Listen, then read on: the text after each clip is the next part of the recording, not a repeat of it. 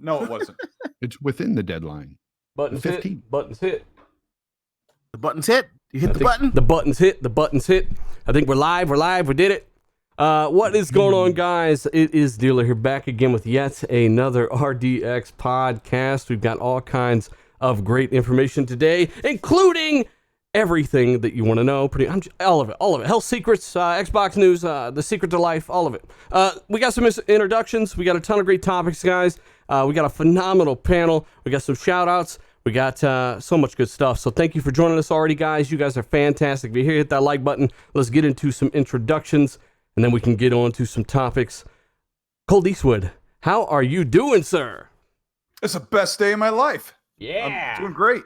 Thanks for having me on the show. No problem at all, man. Hey, D-Match, how you been, brother? It's also the best day of my life. Could you reckon that?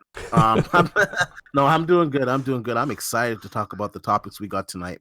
It's going to be a fire show. Yeah, we got all kinds of great topics. We got some fire-ass Jedi Fallen Order gameplay as well. No real spoilers or anything here, guys, if you're worried about that. Nothing big. Just the first part of the game.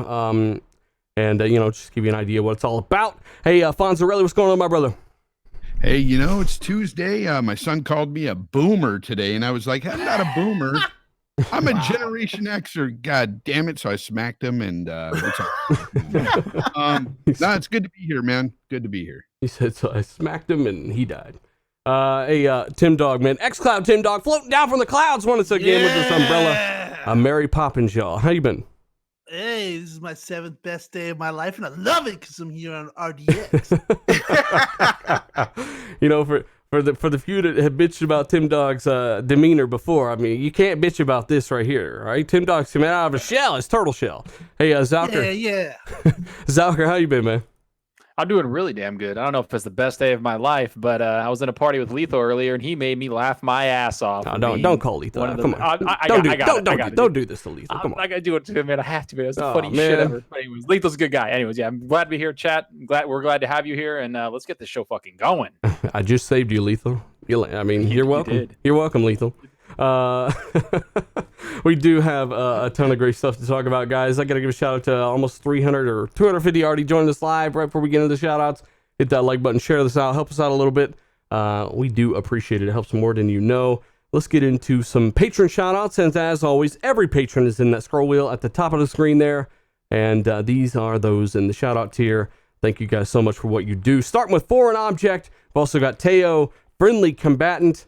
We've also got John Blue, shout out to him, Darth Chaos, Prython, shout out to Prython, Vecboss, Deviator X with that awesome picture, Obi-Wan FTW, moderator of the show, Tasteless Genie, Obi-Wan's also got Dickhead Friends, Tasteless Genie, we also got Scout Trooper 74, Centurion 1307, AllegionGamer.com, Real Deal Neil, thank you so much, Real Deal Neil, Suicide King, he's a man, and we've also got Michael Bowen, Guillermo Cavillo, the legend, and we got Chanagram, as well as Wilmy Hood, the Bad Boy Live, Naughty Nubbin, Alfonso Hogan, A-Squad Gaming, and his fantastic Ghost Recon Call of Duty content, Slim Killer 73, and of course, Mo Cool Kid. That list updates. I love all these names. Yeah. I love them all. They change in and out, man, but everybody, whether you're currently one of these guys or in that list above at the top of the screen, or if you have been in the past, man, thank you all for what you've done. Do appreciate it. That list updates every single month, so if you want to get in on that, link down below. You guys are fantastic. We are giving away new games every month, and we're probably going to give away a copy of Star Wars here soon on the show. Somebody wants to go ahead and do that for the RDX listeners as well. So, all right. Let's go ahead and... What the hell is this? Oh, okay. Here's my problem. I'm on the wrong damn thing here. Okay, now I've got the real topics. There was a ton of information revealed here recently. Thanks to XO19, as well as, tons of interviews and stuff like that.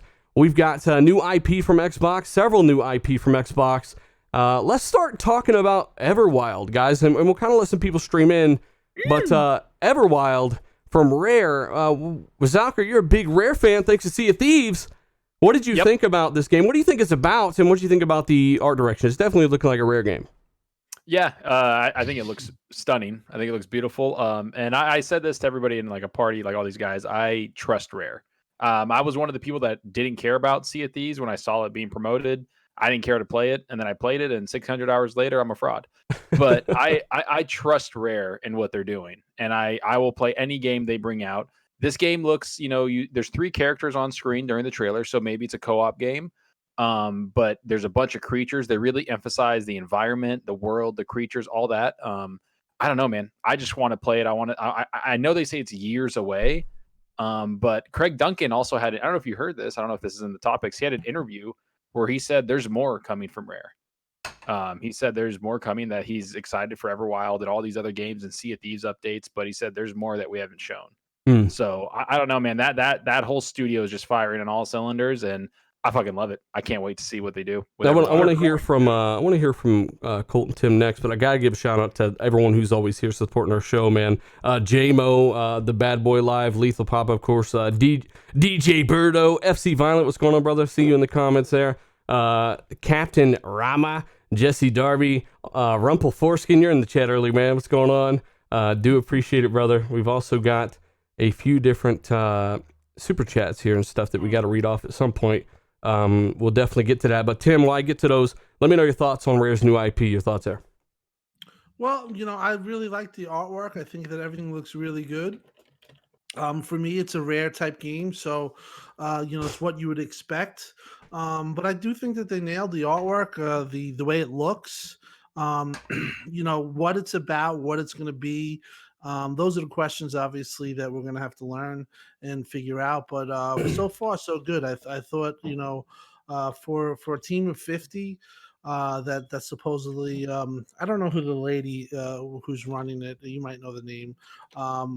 Was that a team of 50 working on the new IP right now? Yeah, that's a team of 50. It's headed by I don't have her, McDonald, maybe. I don't know her. McDonald's. Let's just call her McDonald's. Yeah. It was Michael McDonald. Right. Doobie Brothers are developing Rare's new IP. Nice. Let's be honest. The thing looked really good. It doesn't look like obviously a mature AAA that we kind of are screaming for, but still, it looks really good, and I don't think that should be taken away from it. I think what it showed and the potential is there. So I'm really excited about it. I'm a fan of Rare, like Zorka is. Maybe not as big, but I like their work. I think there's a lot of potential there. I think there's a lot of potential to be real type emotional, magical type experience, and I'm looking forward to it and very happy. And I have to say before we move on to someone else, but I'd say that Rare, after Sea of Thieves came out, they've gone over, I think they're over 300 people now on their team, like in the studio. Like they went from I think it was 150 to 170 to 300 people after the success of Sea of Thieves. So Xbox trusts this studio. Xbox, Sea of Thieves, no matter if you hate it, love it, whatever, it was a huge success for them. And so they seem to trust Rare a lot too. And announcing a whole new IP after they just brought one out a year and a half ago, I don't know, man, that's 2 brand new IPs that we've never had before on Xbox from one studio. It's very exciting to see what the rest of the studios are going to bring to it. So it definitely is. Let me give a shout out to Don't Call Me White. He says in the super chat, Kojima bias is real. We're going to talk about the Game Awards, and you know what? We've done a little digging. There's some interesting stuff there. Hopefully you guys stick around and see what we say on that. We've also got Rumple Foreskin who says, good news. Super chat works. Yeah. Did it not work? I don't know. I've been a little MIA, I guess. Been lost in Jedi Fallen Order. We'll give our quick thoughts on that as well in this show. We've also got Leo in the super chat. Loved how open our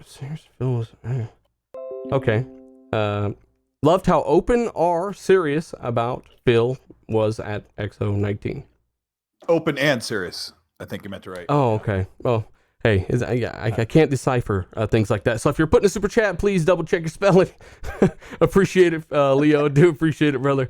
Thanks a lot. We've also got Every Gray, who says Control has 8 nominations, including Game of the Year. Holy shit. Your favorite game, Zalker. Are you happy? Zalker, Control. Getting that Game of the Year nod, even though it's at a lower score than Gears 4. 5.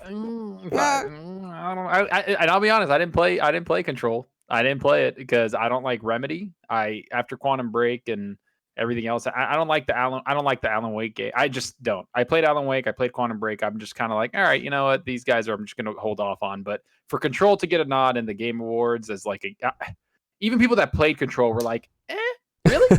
Like, really? Like, what the This fuck? map alone takes it out of that category.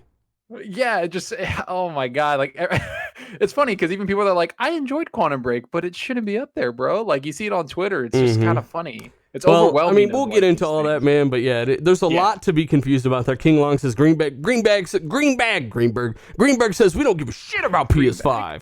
Yeah, he did do an interview on that kind of stuff. Very funny stuff there. And also David Robinson, man, thank you for the super chats. Hey, Colt, your thoughts on Rare's new IP? What you saw there? What you think? Really, I want to know what you think. What type of game this will be? Yeah, I'm glad you asked me that because that's what we haven't covered. I don't know what it's going to be like. Is it going to be a multiplayer game? Is it going to be a open world game? Is it going to I be? mean, we they heard kinda it's said gonna be like a open world. 4-player multiplayer game. We just don't know exactly what you do. Right. They had a Yeah. press release, not to Well, blow now up. there's two things I want to say. They did what we asked them to do, was to show something, even though it wasn't ready. Yeah. But they also showed the cartoony, whimsical thing that was the big theme of XO19. Even though they showed a ton of games, but I don't know. I'm not excited about this game yet. But I will say this on behalf of Zocker. Like, a couple weeks ago, I got a brand new TV. I got like a really nice HDR TV, and dealer had me jump on Sea of Thieves with them just so I kind of see the visuals and the colors because that game really shines.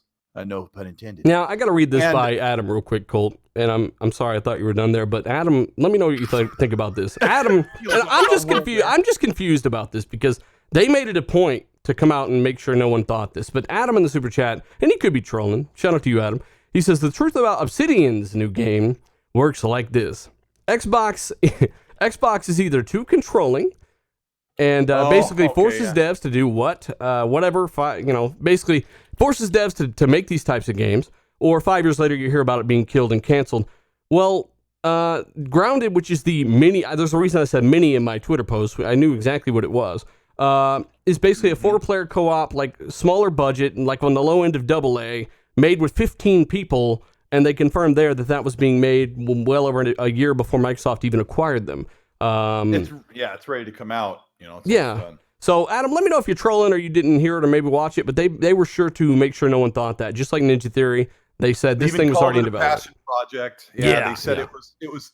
They already said, actually they said a year ago that Obsidian had a couple of games in the works that were almost done before they made this acquisition, and that was part of the deal. Like, are you okay with this? We want to acquire you, and come on, guys. Are you okay with us buying you? Why are you, Sure. Xbox Nice blank check. always defending these passion projects? Why are you guys always saying that they made these a year in advance? Because they did. That's Those games were already being made. And plus, if you watch like my XO video, I'm not even a big fan of these types of games. Like I said it in my own videos, so it doesn't mean that I'm saying that it sucks. I'm just saying that it ain't exactly what I would want. I just made a video telling people that Xbox needs a mature game first before they show something like Banjo. And I took a bunch of headshots from a bunch of people.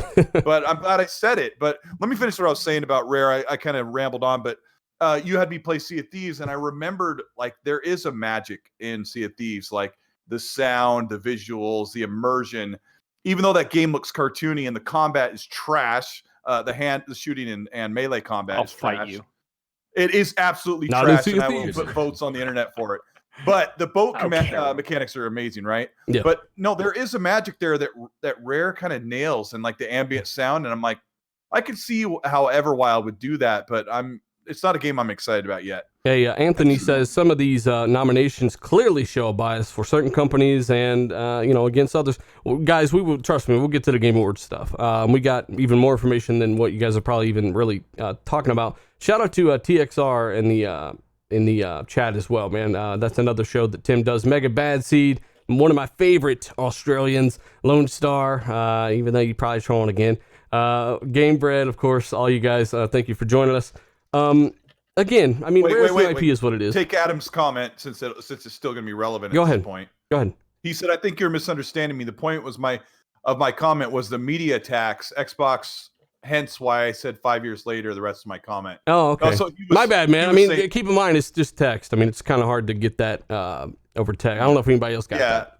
That's why you said, "Are you trolling?" Because it's tone. It's like it's Yeah, I didn't know. I didn't know if you were trolling or not. So my bad, Adam. I should have just known, right? Well, Adam, I haven't really heard the media attacking Grounded. The media doesn't usually make fun of what type of game is shown or what type of game some developers making. Like you won't see the media make fun of a cartoony game or whimsical game.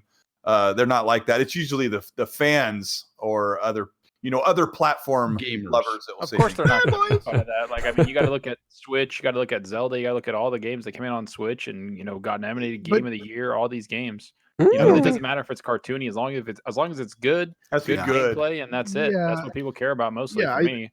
Because I personally I love games like Ori. Ori is a great example. It's very cartoony, but the game is really good, and it's got even a great narrative for what it is and stuff. But at the end of the day, when you look at this Everwilds, I mean, this could be Fern Gully, Save the Planet trash, or it could be like Jesus or it could be something that's really, really on an epic scale. Yeah, you don't know. Just looking at it from my standpoint, anyway, when I look at this game, just looking at the cartoony graphics and stuff, the first thing that jumps out at me is this is not what Xbox needs right now. But it is a rare game, and that's what I'll give it. Is I didn't expect anything else. Exactly, and I didn't finish what I was going to go on to say though. Is that you're right? It's a rare game, and Xbox has other studios that are building upon, different types of games and stuff. So hopefully there is where we'll get some different looks. Tim Dog in the super chat, because I love y'all.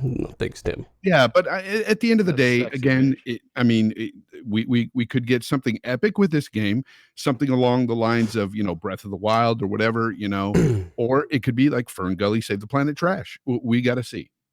Don't talk shit about Fern Gully. The hell is Fern Gully? It's an old. It's basically like Save the Planet, Dance with Wolves cartoon type. It's like thing. Fairies and shit, like in trees. Okay. Yeah. Well, I mean, here's what I will say about XO is it's okay. Like, this is what I hate about YouTube. Is as much work as certain people put in, and they thousands of hours making content and representing and spreading positivity for the brand. Just because some of us might say, hey, we don't want these types of games. That's okay. Like, everyone should you should be allowed to say you want them. We should be allowed to say certain other things, and Zalka should be. You know what I'm saying? Like, I just hate that people are so conflicted over just a differing opinion. But let me go on to say that it's not. It's a personal thing. So would I rush out to buy a game like this on face value? No. But if the game is good, like Ori is, yes, I would buy it. Yeah. And the thing is, at the end of the day, I look at what Xbox is delivering right now, and I just want to see bigger experiences from them. Not necessarily it has to look realistic. This game could be a big experience that I want to play.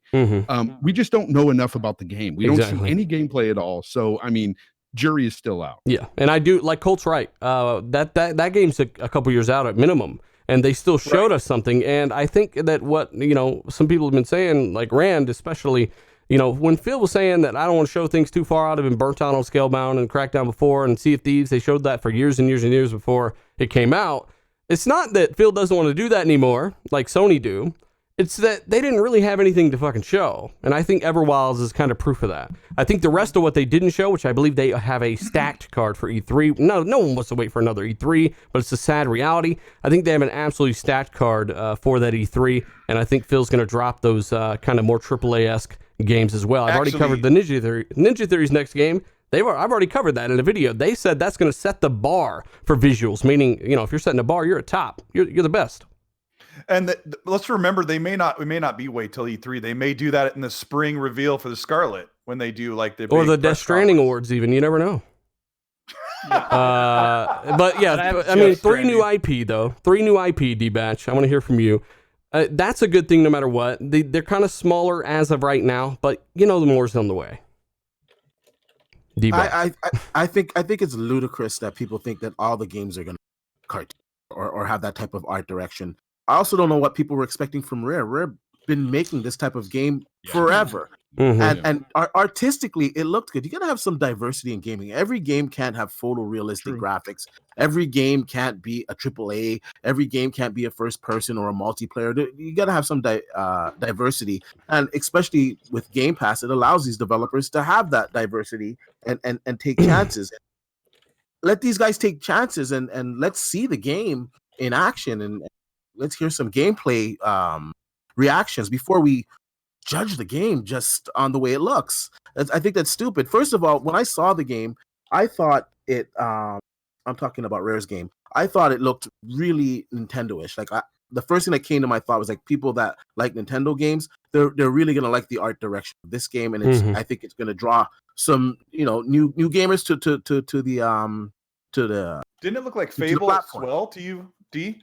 Sorry, didn't it look like Fable as well to you? Well, at first I was saying, "Is this Fable?" And then afterwards, like, "Oh, I know." It's like no, it's definitely not. I did have that moment, and the one with Obsidian, the Honey, I Shrunk the Kids. You know what? Honestly, that looked pretty. It's not the type of game it's interesting that I would normally be into, but it looks interesting. Yeah, and I'm actually gonna try it out. Like I want to see how it is to be that small and go against a colony of ants. I like the fact that you can build things. You can like build a base underground when you're fighting these things. D like that stuff's cool. I just hope it isn't like Ark Survival Evolved, but you're shrunken in a kid's backyard. That's my only worry about Grounded. And it's not a game that, since I'm a Game Pass subscriber, it's a game I can say, well, I'll give it a shot.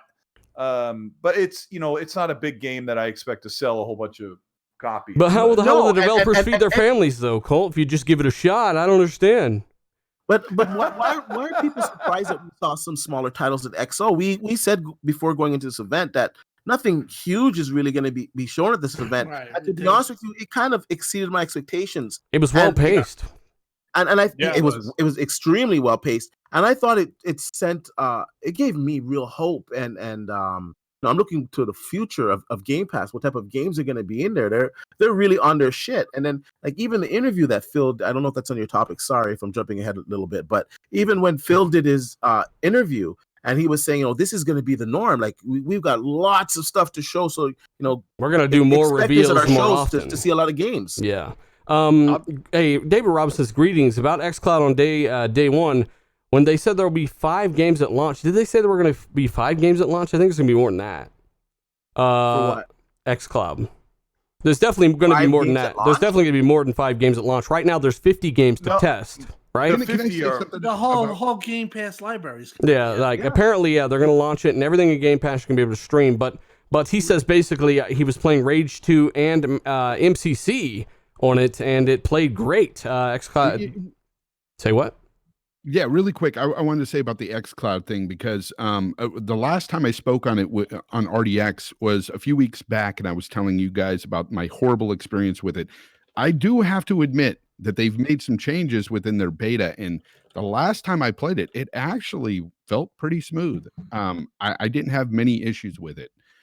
So they are honestly working on it, and it seems like it's getting better. And you've always been someone that's like, I don't really, you were really skeptical to begin with. You opened up to it, and I'm just saying, you're not someone who's been touting this cloud stuff at all. No, and I'm not a big fan of the whole streaming games or anything, but I do have to admit, the first time I played it, it sucked. It was terrible, and I sent them feedback and stuff, and I'm sure other people did, and they did something because the last time I played it, which was about a week or so ago, it actually, it felt pretty good. So I have to admit that they've done something. Hey, I gotta give a shout out to Jordan as well in the chat. He says, so Smash Brothers Game of the Year material, but Gears 5 is not. Basically saying Gears 5 pretty much does everything better for the most. They are 2 different games, but yeah, guys, we're gonna get into that stuff. Trust us, we got some stuff to say. Thank you so much, though. King Long comments after XO angry that Xbox is getting exclusives. Also, Xbox should maybe buy Gabe Newell's son, this new studio. I don't know, man. We'll see what they're gonna buy, man. There's a lot to cover there. One thing real quick. At XO, I did notice as well that some of these games that were in Game Pass were console exclusive. They weren't even coming to PC. So Xbox is obviously listening to some of the gamers out there that don't want to see all the games go to PC, and it looks like some of the games, I guess the ones that make sense, are just going to be on console. So that was something that I noticed all the media outlets kind of glossed over. I mean, it could be a matter of time, but I think we'll see most of that stuff, of course. Hey, we got to give a shout out to over 700 watching already, guys. Hit that like button. We do appreciate it. Let's try to get to 300 for the end of the show, 1,000 after the fact. Thank you guys so much for what you do. Share this out for us. Help us grow. We do appreciate it. That's enough on Rare and stuff like that. Of course, Obsidian revealing their new IP. One of them, the small one, made by 15 people, was already in development for a year before they bought them. Bleeding Edge, real quick, March 24th, coming March 24th to Xbox and Xbox Game Pass. That is a Game Pass day one, of course. Here's something I was surprised by, and I've been wanting something like this on console because I don't care if mouse and keyboard's better. I'm a console dude. I prefer to play it on console. Planet Coaster coming to Xbox summer 2020. Now, that might sound dumb to some of you, but I remember playing Roller Coaster Tycoon on the original Xbox. Oh, yeah. OG Xbox, and having a blast, man. So, Planet Coaster, I have it on PC, but again, I don't like playing on PC, so I haven't played it that much. I'll play the fuck out of this on Xbox. Like, seriously. I know. I love it. I really will. In terms of Xcloud, David Robinson, yeah, 50 new titles are testable now. Games like DMC5, Tekken, and more. Xcloud's trash, though, right? I don't understand it, man. They're so far ahead of things like Stadia. It's insane. We'll talk more about that as well. Xcloud also coming to PC in 2020. Bluetooth controllers are supported. They made it a point to mention things like DualShock 4, where the crowd was like, eh!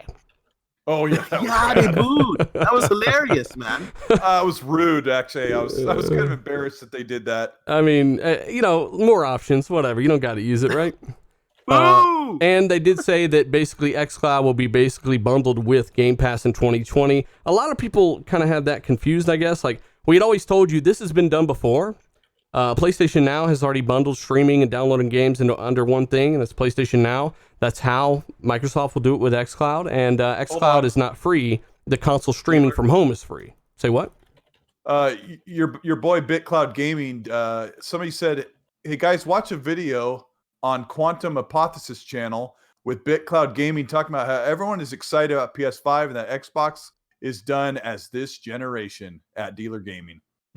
Who said that? No, actually Xbox One generation is almost done, but the next generation is going to be really big for both of them. Yeah, I mean, thank you. I like numbers and shit, Colt. And what the numbers say is that Xbox has never invested more in their gaming division. What the numbers tell me is that Xbox has never been more profitable in their gaming, which wouldn't matter if we didn't know for a fact they were increasing investment. They've already over doubled their studios, and they're making deals. Like, we hear some good stuff. So at the end of the day, if they have good hardware, they've got a really good compelling software lineup, or at least a launch window lineup, and they are competitively priced, like Phil Spencer says. They are going to be there. Not going to repeat this mistakes of 2013. Ain't nobody putting a fucking nail in Xbox. Ain't nobody. And they're going to be more capable next gen than ever.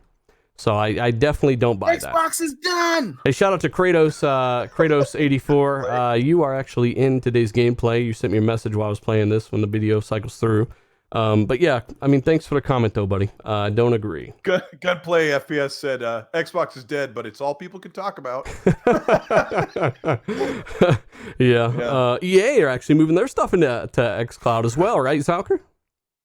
Sorry, I laughed at the Fugalfadia 2019. Fugalfadia. You know, I gotta give a shout. I don't know 100% if anybody in this community is like backed Stadia or anything. I haven't heard it personally, but oh my. If any, well, D has talked about it. D's been excited, but D has never said it's going to destroy xCloud and all this bullshit. Like, if anybody's done that, I feel fucking sorry for that person. Like, it's been so obvious. All of the advantages that xCloud has had this whole time, in terms of compatibility alone, we'll talk more about that, but holy shit, dude, that's like the biggest L of the year right there. It's crazy. Tim Dog, what did xCloud do to Stadia at XO19? It snuffed them. What is it when you take the Full Metal Jacket where they took the soaps and God, put a soap in a towel in a pillowcase. Whatever happened. No, but I don't think that was by design. But I just feel that Stadia is just, they just released it way too early. And they promised way too much, way too early. So They can't even, I mean, there are they're so in a many. lot of We trouble. got to stop this time because trust me, we got so much to talk about with Stadia. It's kind of insane how badly people like Phil Harrison have met. And I had always said this from the beginning. You guys can attest. I've always said Phil Harrison helped run the Xbox One's launch into the ground. He went over to Google. They wanted him for some reason. And I hear that he is basically behind a lot of the issues right now with Stadia. So Was he like? They have devs coming out too. Not to interrupt, but they have devs now pulling out. Well, hold on to that. I want to hear more because I didn't hear anything about that. That's interesting already. Dev said, "Fuck this shit. This ship's already on fire, and it was just built." Oh my gosh, Wes Webb says nobody cares about XCloud. Oh yeah. Oh, okay, well, let's move the show because we got a whole bunch of stuff to talk I know. about. I'm sorry about Hey, but Zalker, EA, it's kind of odd. They're partnering with Microsoft for xCloud as well. What's going on there? Madden 20 is pretty much already in there.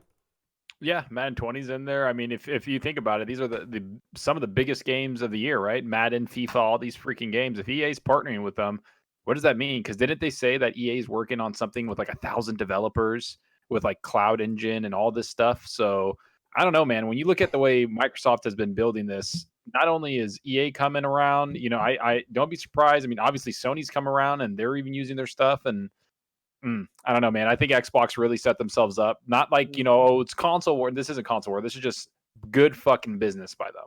Yeah. And they set it up to freaking just destroy anybody that comes in. Like Sony did look at Stadia. You got to understand that, people. Sony did go to Stadia, probably tested all their shit and was like, and then went to freaking Redmond and was like, oh shit, okay, yeah, we'll do that. And so does EA. So does like a bunch of people. Like, this is what they've invested in. This is what Satya wanted to do, is that they're going to make a shit ton of money in gaming through this. So if anybody said they don't care about xCloud, you're fucking delusional. They literally have more games in beta than Stadia has at their launch. 1 month of beta. Yeah, I was 1 predicting month. that they would bring like an additional 3 or 4 games at xCloud, and they brought 50 new games. 50. I was 50 actually games. using xCloud today at work for a minute, and I loaded up Borderlands 2 and some Forza Horizon 4, and I don't even have the right Wi-Fi, and I was like, holy crap, look at all these games. So something has happened with you and Fonz, because you both had the same exact issue. They patched that, and it's just back in netcode or handshakes or whatever they're fixing. xCloud foot job. Yeah. Yep. We'll talk about Underachiever did something in a minute, but he just got invited and he was like blown away. And he's like playing all these different games, Killer Instinct on there, and it's not even just really that. excited. I've heard more people talk to me about the console streaming, like where they can directly stream from their console. They're like blown the fuck away from it. Like, they're crazy. Like, this is amazing. And I'm like, really? They're like, man, I'm at my grandma's house on her Wi-Fi playing my Xbox right now. It's the total opposite of what people are saying about trying out Stadia right now. Yeah, That's the big takeaway. To be fair, I've done that with my PS4 before, so it's been there on PS4. Yeah, no, I know, but I'm just saying, like, the whole experience. That's pretty much remote play too, by the way. It's like that you can do that pretty much anyway. You're just streaming it. Blake, and I want to know anyone in the chat and panel D, you might know this too. Blake Miles, he says that he signed up for the xCloud beta a week ago, and he's curious if there's anything in particular they look for, or do they pick people to participate at random? Like, how can he get in? What can he do? What's the passcode? I think it's just random. Make sure that you give them as much information about, you know, your internet provider, where you're located. Make sure that it's accurate. And it's just the luck of the draw. But like the last 2 days, they did let a new wave in, so a lot of people have been getting their invites. So it's just the luck of the draw, man. Yep. Good luck to you, buddy. Big shout out to NASCAR Allo, Punkerdish Gaming. We've also got Moss Lupi, Harry Foy, Gant. Okay, Gent. I'm not going to read that. Shinsaya. All you guys, Lethal Papa, the best moderator in the universe. All of you guys for checking us out. Associating in the chat as well, Timothy Clark. Thank you guys for what you do.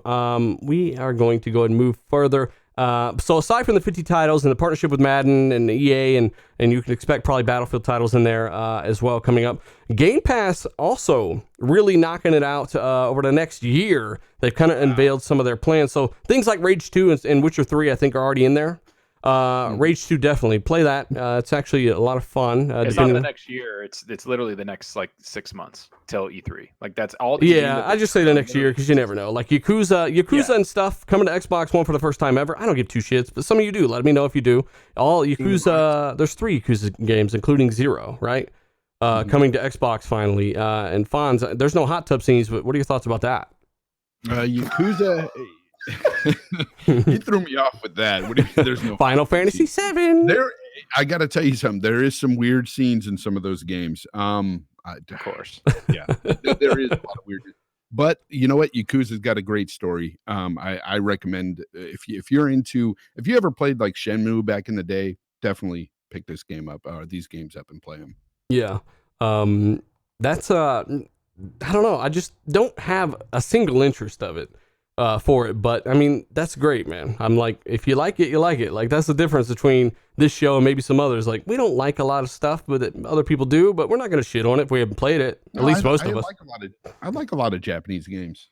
Well, the good thing is that it's on Game Pass, so deal it, you can try it. Yeah. Well, I'm gonna try Yakuza because I wanted to try out Judgment because I saw a bunch of that at E3, and it's a very interesting looking game. It's a different game. I don't know. We'll see.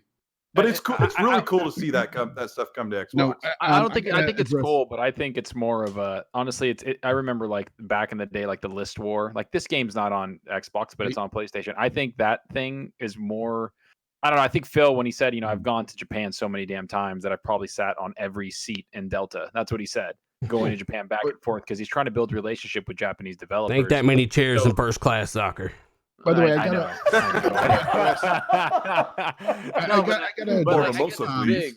have to address Albert G in the chat. He says, "Are we pretending we like Yakuza?" I was talking about us, of course. My friend, I've played Yakuza 0. I've played a bunch of other Japanese games. I'm not pretending to like anything. So is he talking about the panel? I mean, I literally just said I don't care. So maybe he's talking about you. I don't care either. I might care. So what does it matter? I like turtles. Fuck it. But we all can agree that it's good that it's in Game Pass. It gives gamers an option that do like that game, and a lot of gamers do like that. But how will the developers make money? You know what I loved? I loved seeing those developers on the stage at XO19. They look so freaking happy to be there and talk about their games. Like those developers have so much freaking passion. It's like take a note out of that book that how much those guys love gaming and love gaming just as much as them, instead of whining and crying all the time. And also take a note out of this book right here. And this bitch is free. I'll throw it at you. Xbox.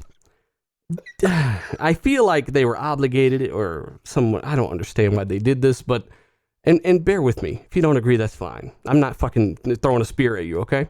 I'm just saying that don't spend 5 minutes doing a kart racer that looks like it's running on an Engage interview. Oh yeah. When you got a bunch of dudes behind the interviewers or beside the interviewers with beards and tattoos on, they don't give a shit. Like little Timmy is at school. He don't give a fuck. You know what I'm saying? So don't sit there and do that kind of stuff at XO. I don't care if they pay you to play it. I don't want to watch that shit. No, I'm saying it's but free I don't think that game is for. I'll be honest with you. I don't think that game's for kids. Just like Rocket League. Are you kidding me? I don't think it is. I think it's competitive. I think Rocket League is competitive. Like, I think that's what they're aiming for, the competitive audience. Again, though, they could set it up like if everyone had guns hooked up to rigs on their heads, and if you lost, you got shot. I don't care if it's that competitive. I don't want to spend 5 minutes watching that. And out of all the interviews they did, it seemed like that was the biggest one. And I feel like there's more to that, Tim. Could there be a deal or a marketing thing or what? 300 million people play that game. I don't care if it's a billion people, man. I do not care. You know what I'm saying? I just don't care. Way too much. You can't laugh at that 300 million metric. I'm not laughing. I'm just saying it's just like the sales thing.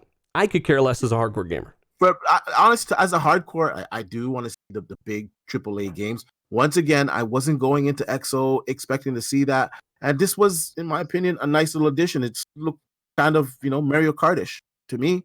And it's going to be there for me to play. I have Game Pass for fucking almost 3 years. If you got kids, I get it. Play this game, and he's like, drift. Good advice. I don't know, man. Move it along. I mean, hey, let me know what you guys think in the chat about the cart. I think that was just one of the weak aspects of the show. I'm not shitting on the show. I thought it was better than the E3, honestly, because of the pacing. But stuff like that detracted, in my opinion. Let me know if you feel the same. If you don't, that's fine. Motherfucker. I like mayonnaise. let Do me you like say mayonnaise? six I mean, it was Let me a say little bit 6 of a seconds of filler. something. Go ahead. I like my mayonnaise. my son watched like mayonnaise. My son watched it and was like really excited about those games. I'm like, I mean, that's really cool to see kids excited, but you know, the hardcores, the ones that buy the Xbox One X, the ones that buy a bunch of consoles, buy a bunch of controllers, buy a bunch of games, like 20, 30 games a year, they're not little kids. So yeah, you're right. Market to more adults, please. Can I say something Leo real Soccer, quick? just like we don't care what you think, Dylan. That's fine. You don't have to care what I think. That's the beauty of it, right? So you're entitled to your opinion. Let me just say something real quick here. I think XO was really designed to show the promise of the games that they're working on for Game Pass, the variety, and that all type of games will be coming to it. I think it did a really good job on selling Game Pass. I think that's what the show was for. I don't think it was for these big AAA titles. I think it was to show where they're at and to give the smaller titles to the gamers that like that, to show diversity and to push Game Pass, to get more mindshare for Game Pass. I think it's more than just Game Pass. I think it's the Xbox platform, because they didn't just they talked about all the studios. They talked about everything that's coming, how they're going to keep announcing games. Right. Yeah, sure, Game Pass, but see, Game Pass is just like it goes One of hand the in hand. arms. Like all the games that they're saying, they're like, yeah, this game's coming from our studio. This game, it's like, yeah, all on Game Pass. Yeah, sure, you're going to sell that, but they also bring up Xcloud. They talked about Xcloud. They talked about everything, man. Like the whole platform is just humming right now, and that's what they're doing. Listen, at the end of the day, I think it was a good show. I don't think that. Oh yeah, 100%. I think people are looking to switch narratives. Do I think it's a legitimate criticism that maybe they're lacking the mature AAA? In a way, yes, but we just had Gears 5, and you just had Outer Worlds, which that's a new IP that is going to be exclusive moving forward. And then you just look at the pedigree of what they have and the developers that they have. I don't really think it's that much to. I think people actually are getting to the point where there's going to be a point where they corner themselves and there's no narrative you can use against Xbox, and that they would actually look at another platform and be critical of that one. But you look at what they're producing and what they're doing. If they weren't about games, they would say, no, we can't do the Passion Project. We need those people on the AAA. Instead, they're saying, okay, we'll do the Passion Projects. And you know what? We'll build you a studio, and we'll build you a place to in Ninja Theory case, and we'll hire 100 people. Or in Rare's case, we'll hire. We're up to 300 people now hiring. They're going to hire another 100, who knows more, and they're going to have another game like Craig alluded to, in addition to the games that they have announced. So at this point, I'm wearing my patience wearing thin with this. I mean. I did hear that they did have, which I talked to Dealer about, and I showed that they did have possibly the answer to the AAA, that they might have pulled it, and used it for E3. And in my case, that's fine. I mean, they're the only ones putting on a show right now. Yeah, you know what I mean. And the show that they put out was pretty good. Yeah. I mean, like I said, again, I can't stress this enough. Just because I disagree with some of the guys in the chat, I mean, that's the thing though. Like, everyone has to get like offended about it. Whereas I get kids have Xboxes. No one said they didn't. That's another problem. People assume you were saying something you didn't actually say. I'm saying that usually kids are a little bit more, they're fine just going on Game Pass and looking at the picture and downloading it and playing it. They didn't watch a commercial or read the article about it. Dang so right. Again, I mean, everyone's got your point of view. I encourage you to let me know yours. I'm not going to get offended because you disagree. And if maybe some of you guys are mad because you're like, well, Microsoft going to hear this and think, Microsoft, I'll tell you right now, a lot of people disagree with me and the panel. So consider that, okay? I don't want them to just think we're the only ones out there. But you see a ton of people screaming banjo, banjo, banjo, and we're like, we want something else first. But don't hate on Colt. It's not to say that we can't. I mean, it's just like people say all the time. We can have both. Yes, we can have both types of games. But you're kind of thin on the mature AAA blockbuster games, and that's where I'm getting at. Tim, you mentioned that we just got Gears 5. We did, and it's a great game. But it's Gears. How many other blockbusters that are AAA outside of racing, though, have we gotten, though, Tim? We've gotten Halo 5, Gears 4, and 5, pretty much this whole generation from first party that have made by first party studio where they own the IP. That's like 3. But you had Quantum Break, you had Titanfall. They don't own that IP, and they didn't make that. They don't own Titanfall. I know. I mean, you know what I'm saying? But still, those were still at the time. The Quantum Break. You know what the argument against Xbox was? Do you really want to know? It was about variety. People were saying there was variety. Well, that's always going to change, right? Yeah, so it's to me, it's listen. If you're gonna, I think Halo is a AAA title. I think it's safe to say that Ninja Theory's Hellblade team that they have said that what Dealer pointed out that they're gonna set a bar on visual. That's gonna be a mature AAA title. I think that Playground. Let's say they go the Witcher 3 route and they have that type of graphics. That's going to be a AAA. I agree that title. There's a ton coming for sure.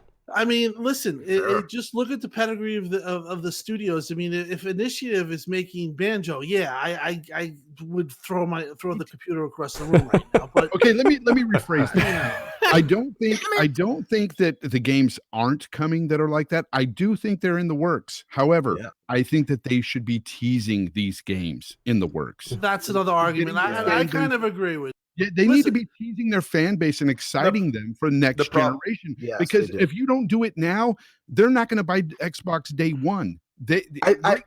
Hold on. There's a thing that happened with XO19. Somebody in the chat said it really well. They were closing out this generation.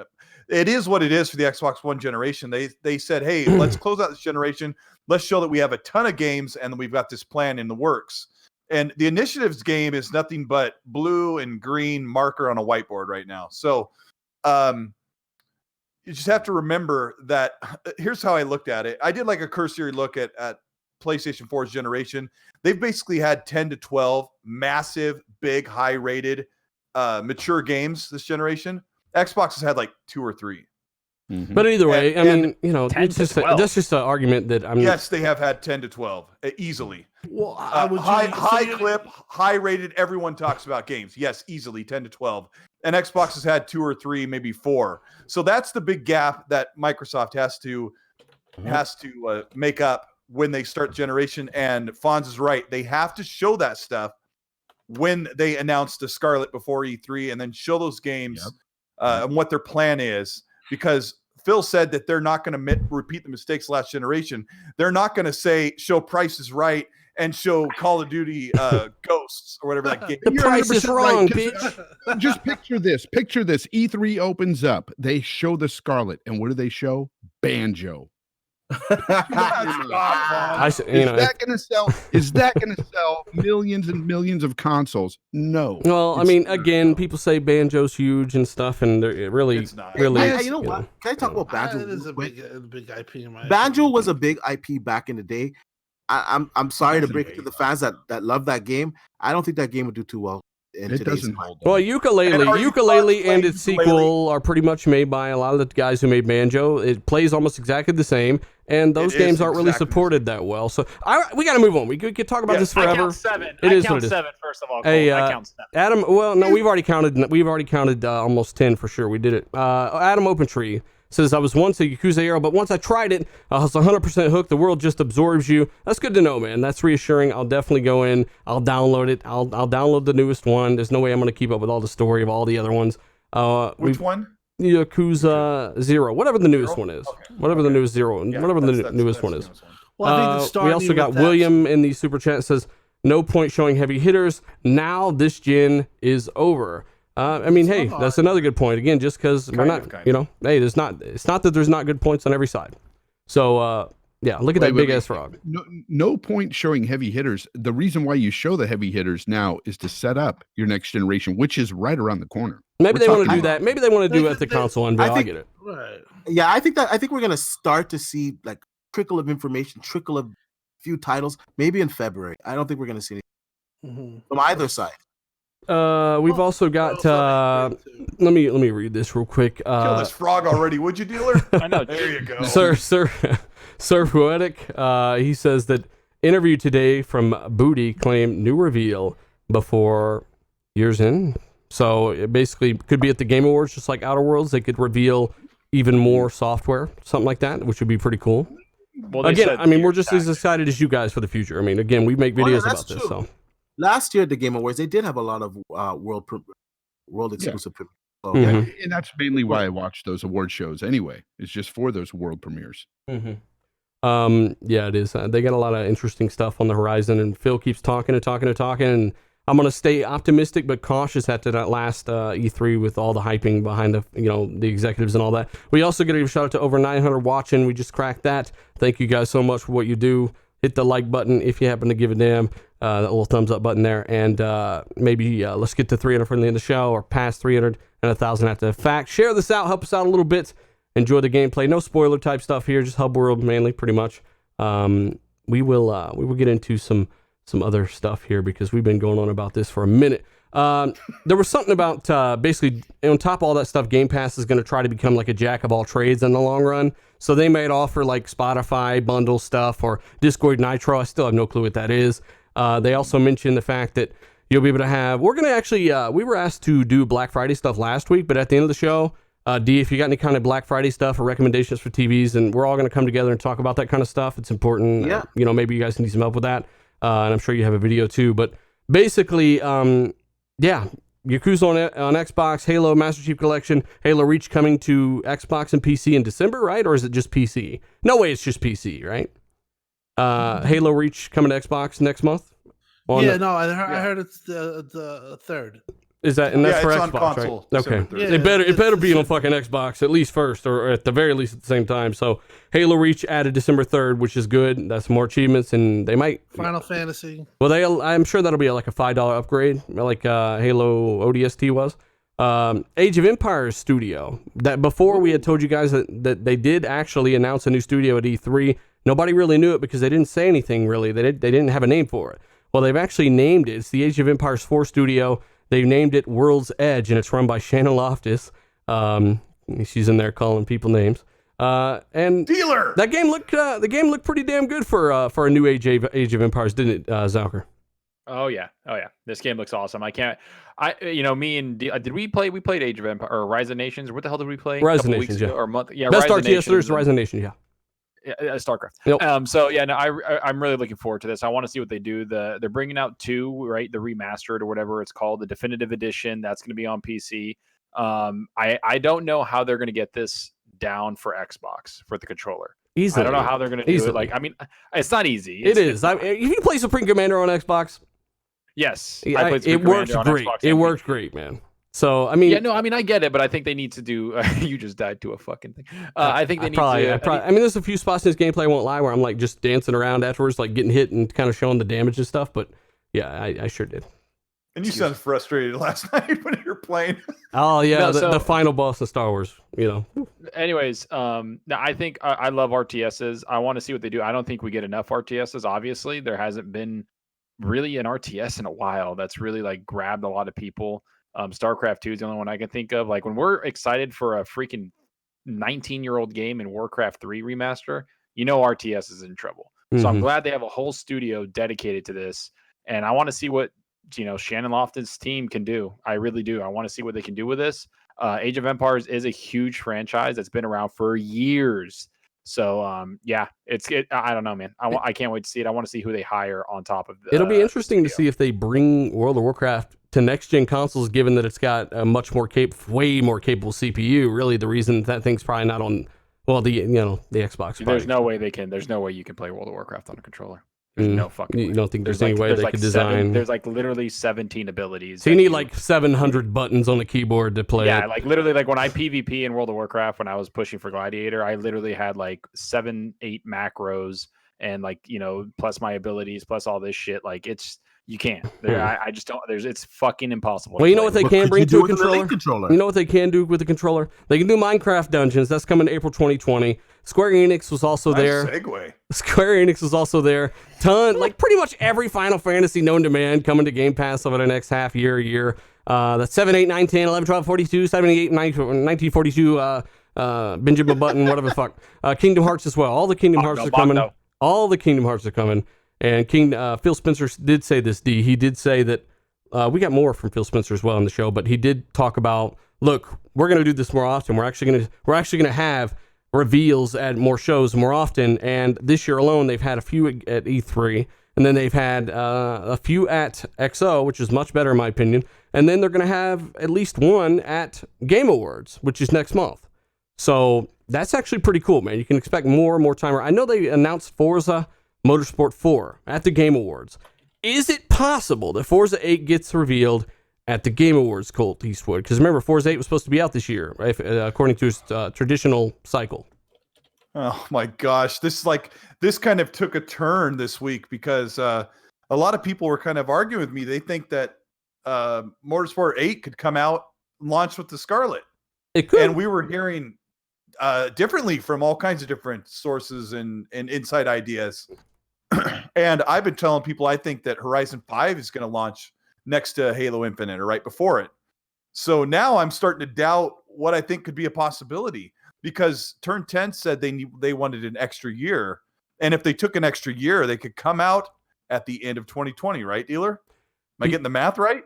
I mean, I never thought Horizon would launch before Motorsport. I know that Rand had talked about that. I know you had talked about that as well. But yeah, I didn't think that was really practical. I think Horizon needs a little more time to do some new things. I'm okay. I'm okay with. I mean, I don't know. What if they put the package into one? No, they can't. I mean, they're two different types of things. But I don't know what to think anymore, because they could put out Motorsport 8 in 2020, right before Infinite launches, like September, right? That could be Forza 8. But I just feel like that's still too soon, because the game really needs to evolve and do a lot more to keep at top tier, because it's the top racing game. It's the top rated one. Mm-hmm. And it needs to continue to evolve. And like the only thing they really evolved from 6 to 7 was wobbly windshield wipers and stuff like that. I mean, there's stuff behind the scenes the dealer knows about, the little idiosyncrasies that they added. But at this point, I would be good with them waiting for Forza to launch in 21 and then Horizon 5 in 22. Hey, shout out to V Worldwide and Ashtray Gaming. What's going on, Tim? No, I think that Colt just pointed out something that I think is going to happen. Turn 10 is actively hiring. The studio is closing in 150 people. The studio is 100 when they almost 100 when they launched Forza 7. So again, with everything else, studio is growing. I think what's going to happen is that you're going to have Forza on, and they're going to start the cycle in quarter one or quarter two of 2021. I think it's a better point for them to drop instead of the holidays, because I think it kind of gets muddled up there, and that's my take on it. That's what I think it's going. Did I hear anything about it? No, but I just feel that that's going to be the plan, that Forza 8 or whatever it is, Forza re-envisioned, whatever you want to call Forza Ray Tracing Edition. Yeah, whatever you want to call it is going to be, March 2021, and then Forza Horizon is going to follow suit next year in the quarter. I got to give a shout out to Viva, because, of course, we wanted a shout out, and then I've got to give a shout out to, of course, we've got the Sir Poetic. I'm sorry, I can't keep up with things right now. Okay, I already fucking, what the fuck, Google? Yeah, see, this is what I'm talking about with Chrome. This is why I miss super chats. I can't do it with this, man. They need a button that just brings them all down. Colt, you want to read King Long's while I look for this other one? He's kind of towards the bottom there, if you would. Yep, got it. He said, is PSX happening this year? No. Sony seems to be slowing down, in my opinion, and I Google... That's a typo here. I Google Stadia. It's not easy, is it, Colt? No, it's not. I was just gonna say that. Better, more competition. Okay, so I'll just paraphrase it. He says, seems like Google Stadia needs to do well to push Xbox to do better with Xcloud. I agree. I saw a lot of people today on social media quasi celebrating Stadia's like nasty, embarrassing launch. And I mean, I can laugh about that too, behind the scenes, but I really do think I don't think they need Stadia. I don't think they need Stadia to do well. I mean, Microsoft are clearly trying to think of everything when it comes to that. they don't need to force Xbox to do better as 100%, but what they do need to do is if Stadia fails with such a big name, it may the hive mind of people may be apprehensive about the streaming works. But if they're listening to xCloud preview owners, users, they're going to know that cloud gaming is actually working pretty well early on. Now, Stadia is about to launch, and xCloud has 5 months to 8 or 10 months more of beta time, and they've already made leaps and bounds in improvements and game additions in just 1 month. So, and plus Stadia has Phil Harrison. 9 Lives 2010 says that basically if you redeem the Nitro stuff, you get 3 months of Game Pass for free. That's crazy. Why didn't they say that? Don't Call Me White says, hit the like button for no effects. Thank you so much. Don't Call Me White. Yeah, guys, hit that like button if you haven't already. Thank you so much. Fat Mike. V, by the way, man, get back to me on when you want to actually catch up and talk on Discord about what's going on there. But shout out to all you guys in the chat as well. King Long, thanks for your super chat, even though Cole had to decipher it with a Ouija board. You guys are awesome. So I'm saying I'm too much. Let's go ahead and move forward. Thanks to the chat for being here and making it crazy and too hard to read. I love it. I want to talk real quick about one subject, then we're going to get into the Game Awards, then we're going to get into another interview from Microsoft about some of the stuff. But real quick, we got to talk about this. Star Wars, Jedi Fallen Order. I beat it last night. This game is I said on Twitter, it was one of the best games, if not the best game I played this year. And sadly, that does include Gears. I really like Gears. You guys know that. You saw my review. Loved it. But Star Wars Jedi Fallen Order, despite its performance issues, and I'm on an X. If I was on an S, maybe I would hate it. I don't know. But the game is absolutely well crafted. Respawn, Stig, the guy behind God of War 3, really crushed this and blew expectations out of the water. Narrative, the combat, once you take the time to learn it, the map and stuff, once you take time to learn it, all that stuff clicks well. And the story is great. Fonz, you're loving this game. All right. He's loving it so much he's playing it right now. All right. So, no, the game itself is great. No, I muted myself. No, the game is awesome, man. I'm having so much fun with it. I'm probably about 15 hours in, and I keep stopping myself from playing it because I want to play it all next week. When I got time to play it. But right now it's just like every time I pick it up, I just want to keep going and keep going. I've got most of the powers and everything. I think I've got all of the force push, pull, all that stuff, throw the lightsaber, all that cool stuff. It's really, really freaking good. Honestly, it's creeping up on my game of the year, which is currently Outer Worlds. But depending on how this ends, this may knock it out of that spot for me. Mm-hmm. Get Game of the Year font for myself. For myself, it's still not going to sell as much as the trending fonts. Red Dead 2 will always be my game of the year. Oh my God. But yeah, no, it's a really good freaking game. The narrative is good. I was really surprised because this actor that was chosen to play this Jedi, I wasn't really hip to this guy. I was like, I was worried about him, playing this role and everything, but I actually like the guy. He seems, like a good actor. And again, the narrative is good. The people that you're around are, good. The little. Let me ask you a question, Fonz. Do you have a pink lightsaber and poncho like Sleepy Goblin? That's what he says in Super Chat. He's got a pink lightsaber. Yeah, I mean, trust me, there are things that you guys have not even seen yet that elevate this game even more than what you think. I only have an option for 3 colors, and I mean, hey, maybe that's a bit of a spoiler, but there's more to the game than what you've found so far. Yeah. Let's not go into spoiler territory. Exactly. I'm not going to definitely go into anything spoilery. But it's a great game, man. Honestly, if you guys have not picked this up and you're on the fence about it, I am not a Star Wars fan. Like, I'm not a big fanatic. I like the original trilogy. It's great. It's fine. But it's not something that I'm like, I covet or have a shrine to or anything. But Star Wars for me is not huge. But this game makes you feel like a freaking Jedi. Yeah. It's awesome. I mean, I if you're a fan of Star Wars, like I made the joke to Obi-Wan, right? And it was just kidding around, obviously. But Obi-Wan's gamer tag is Obi-Wan FTW. He's a massive Star Wars fan. I said Obi-Wan, when he's choosing his gamer tag, the struggle was to choose Obi-Wan FTW after a good friend from Star Wars or Star Wars Dick Sucker 42. Like, it was really hard for him to make that choice, and he chose Obi-Wan, and he loves the franchise, right? And Obi knows I'm joking around, right? Jokes. But this game, there are parts in this game, if you're a massive Star Wars fan, this game does things that no other Star Wars game does. I'm not even a big fan of Star Wars, and even I'm like, this is big, and this is extremely well done, in my opinion. Zalker, you're going through, right? Yeah, I'm going through it right now. I think I'm about 15 hours, just like Fonz's through it. And I have to say, like, every time I keep going, like, there's been certain games where I'm like, wow, they're still going with these set pieces. One of them I just beat about a month ago or about 3 weeks ago was Uncharted 4. I was like, wow, this game just keeps getting bigger and bigger. And the other one was Gears 5, where I was just like, wow, like every area, every time I went in a new room, I was like, this is freaking impressive. And this game does the same thing.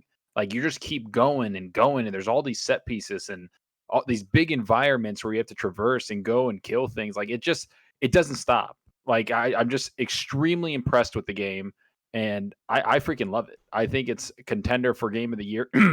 And I just, I mean, if only the game had an option where you can piss. If only the game had Jeff Keighley in it, and it'd probably be option for Game of the Year.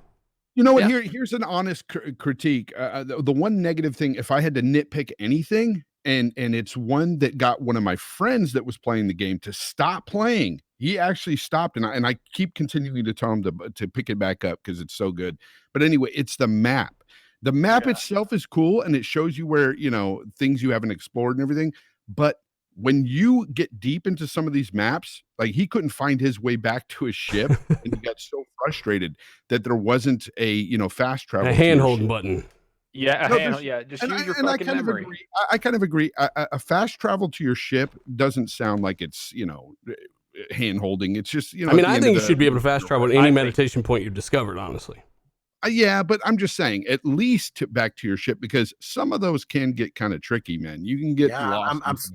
I'm sorry not to cut you off, but I'm at a part right now. I'm like, how the hell do I get back to the fucking ship? I did everything now. Where the fuck is? And I'm using the Metroid type, map layer.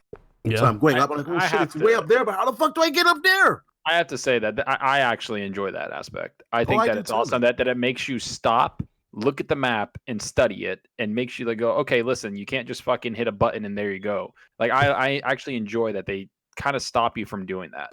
I didn't really have many problems with it, honestly. If you want map problems, go play Control. You'll die of old age getting out of that damn thing, out of a certain area in that game. It is what it is. Failed Pyromancer. Shout out to Failed Pyromancer as well. He's a Sony guy, but he listens every week. He says, "What about a Forza game that keeps getting basically sessions with updates and updating Forza game, race styles, etc." Well, I mean, think about it. They have no real incentive to want to cut off a Horizon game. That's a whole additional. Horizon's got over 10 million players. Keep that in mind, right? Mm-hmm. I had heard some weird things about Motorsport 8 in terms of openness, right? That so much so that I'm not even like really talking about it because I don't know if I believe it. But that would kind of defeat the purpose of one or the other games. And Motorsport has better physics and stuff too. But I don't know. I think they want to keep that divided for sure. Two different teams there doing their thing. Neon Shinobi, shout out to you, brother. He says, I bet EA are mad because they can't monetize this game. Hey, they've done that. Actually, this is the second game they've released this year with no microtransactions. So this game and Need for Speed Heat, surprisingly. Mm-hmm. So if they might release those later in Heat, but yeah. I think they're happy that they chose not to monetize the games because they've been taking a beating for 2 or 3 years. Like the worst beating in microtransactions. Yeah. And there's a lot of people praising this game. By the way, D, somebody in the chat also said he is also stuck in the game as well. So, I mean, it happens to some people. My best advice is take a second and learn the map, man. Learn. No, the map is cool and all, but there's some times when you get deep in there, I can see where the problem is you have to find your way up. So the way you came in is not the way you come out. So you gotta find that little crevice, right? Yeah, and most every game has a waypoint on screen. This one doesn't, So that's part of what's going on. Miskit in the chat says, anybody play Heat? Thoughts on that? Yeah, we talked about Heat.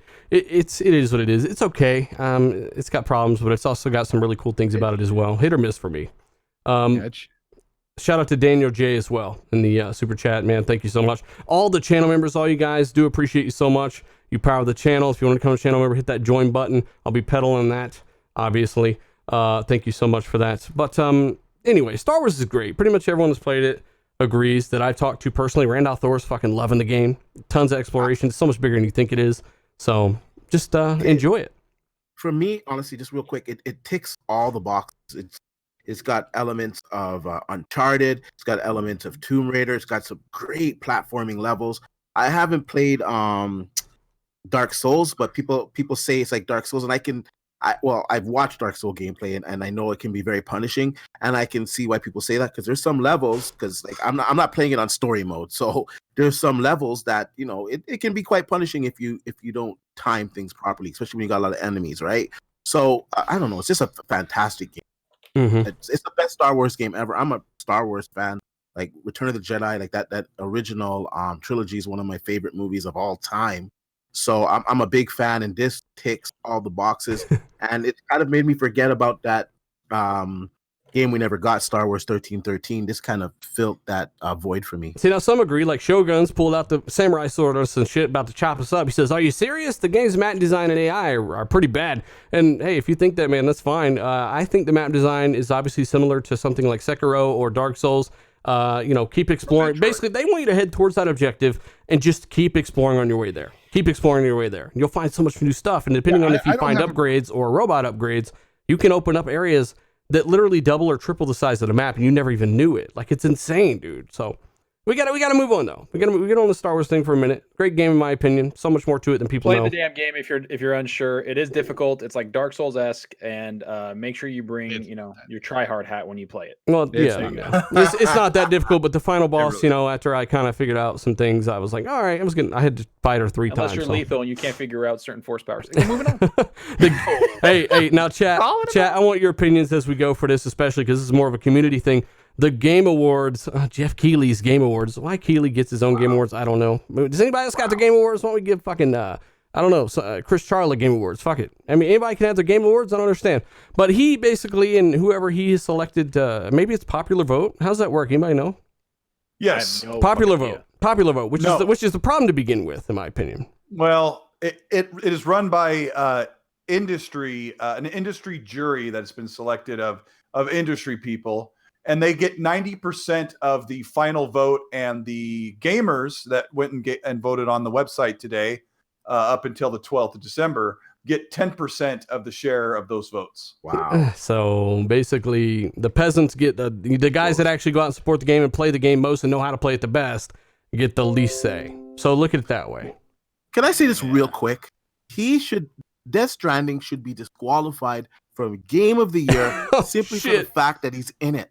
Honestly, no. D-Bash is saying conflict of interest. He has heavy ties to Kojima. He has heavy ties to that game, and the game's not a horrible game. I already said the game's like a 7.5. The game's not a horrible game to me. I don't like all of the gameplay elements. The story is good. I like that they took a risk on trying to do something different. Yada yada yada. I don't think it's Game of the Year, and I don't know. I just see bias on this one because of his involvement in it. I'm sorry. But hang on. We'll get into that. I want to announce the contenders real quick. And again, chat, let us know your thoughts as we go. But I got to give Daniel J a shout out. And the Super J says, if Microsoft basically buys an Asian studio, who do you think they'll pick up? I can see them adding Front Software or Platinum Games. I don't see them adding anyone like that.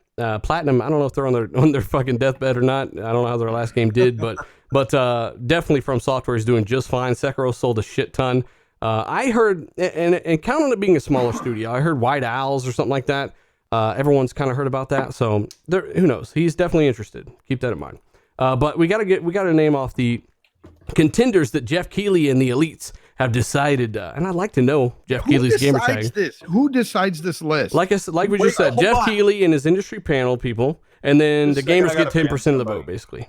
Real quick, deal. I also want to ask you, when is the cutoff date for a game to be submitted for the? Well, apparently November 15th. Yeah, apparently like right now. So why is Star Wars not the list? Jeff Keighley said that it was a gray area, and the jury decided to pick their 6 games, and Jedi Fallen Order wasn't one of them. Why? Why? Because it possibly, most likely, would have won? I don't know. No, I don't think it would have won, but let's just get into contenders. Let's get into the contenders, and then we can talk about this afterwards. So Jeff Keighley and his elite member panel, whatever the fuck, plus gamers getting 10% of the say. have basically nominated some Game of the Year contenders. The first one is Control. Yes, that's a low 80 meta. Death Stranding, that's an 83 meta. Resident Evil 2, which yes is a remake, but it isn't the same game. It's phenomenal. It's a 90 meta, I think. Yeah. Sekiro, Shadows Die Twice, which is a 90 meta, so 92, I think. Outer Worlds, which is an 85 from Microsoft's very own Obsidian. And then you've got Super Smash Bros. From last year because it came in too late for the cutoff for 2018. What? So those are the 6 contenders. Now, yes, I did not say Gears of War 5 or 5 Gears of War or War 5 Gears. I didn't say anything like that because it's not in there. Gears 5 did not even get nominated for Game of the Year, and it's at an 84 and has, I personally think it's a much better game than Death Stranding. D-Batch, I heard you shriek like a man-child just now. It's just unbelievable. I don't want to say that Gears 5 was going to win Game of the Year. I don't know. Everyone's got to vote on it. Everyone's got different opinions. But I definitely thought it should have been in the discussion. It should definitely have been nominated at the very least. That game was fantastic. The campaign was excellent. The graphics, everything was great about the game. I don't give a damn if it got what did it get? 86 Metacritic or whatever the fuck it got. I don't give a damn about that. The game was a good game. And then we have Death Stranding that has a lower Metacritic than Gears. So we can't say, oh, it's because of the Metacritic why it didn't get nominated, because Death Stranding got nominated. And Death Stranding, the reviews and the feedback on that is heavily divided in the community, unlike it was for Gears 5.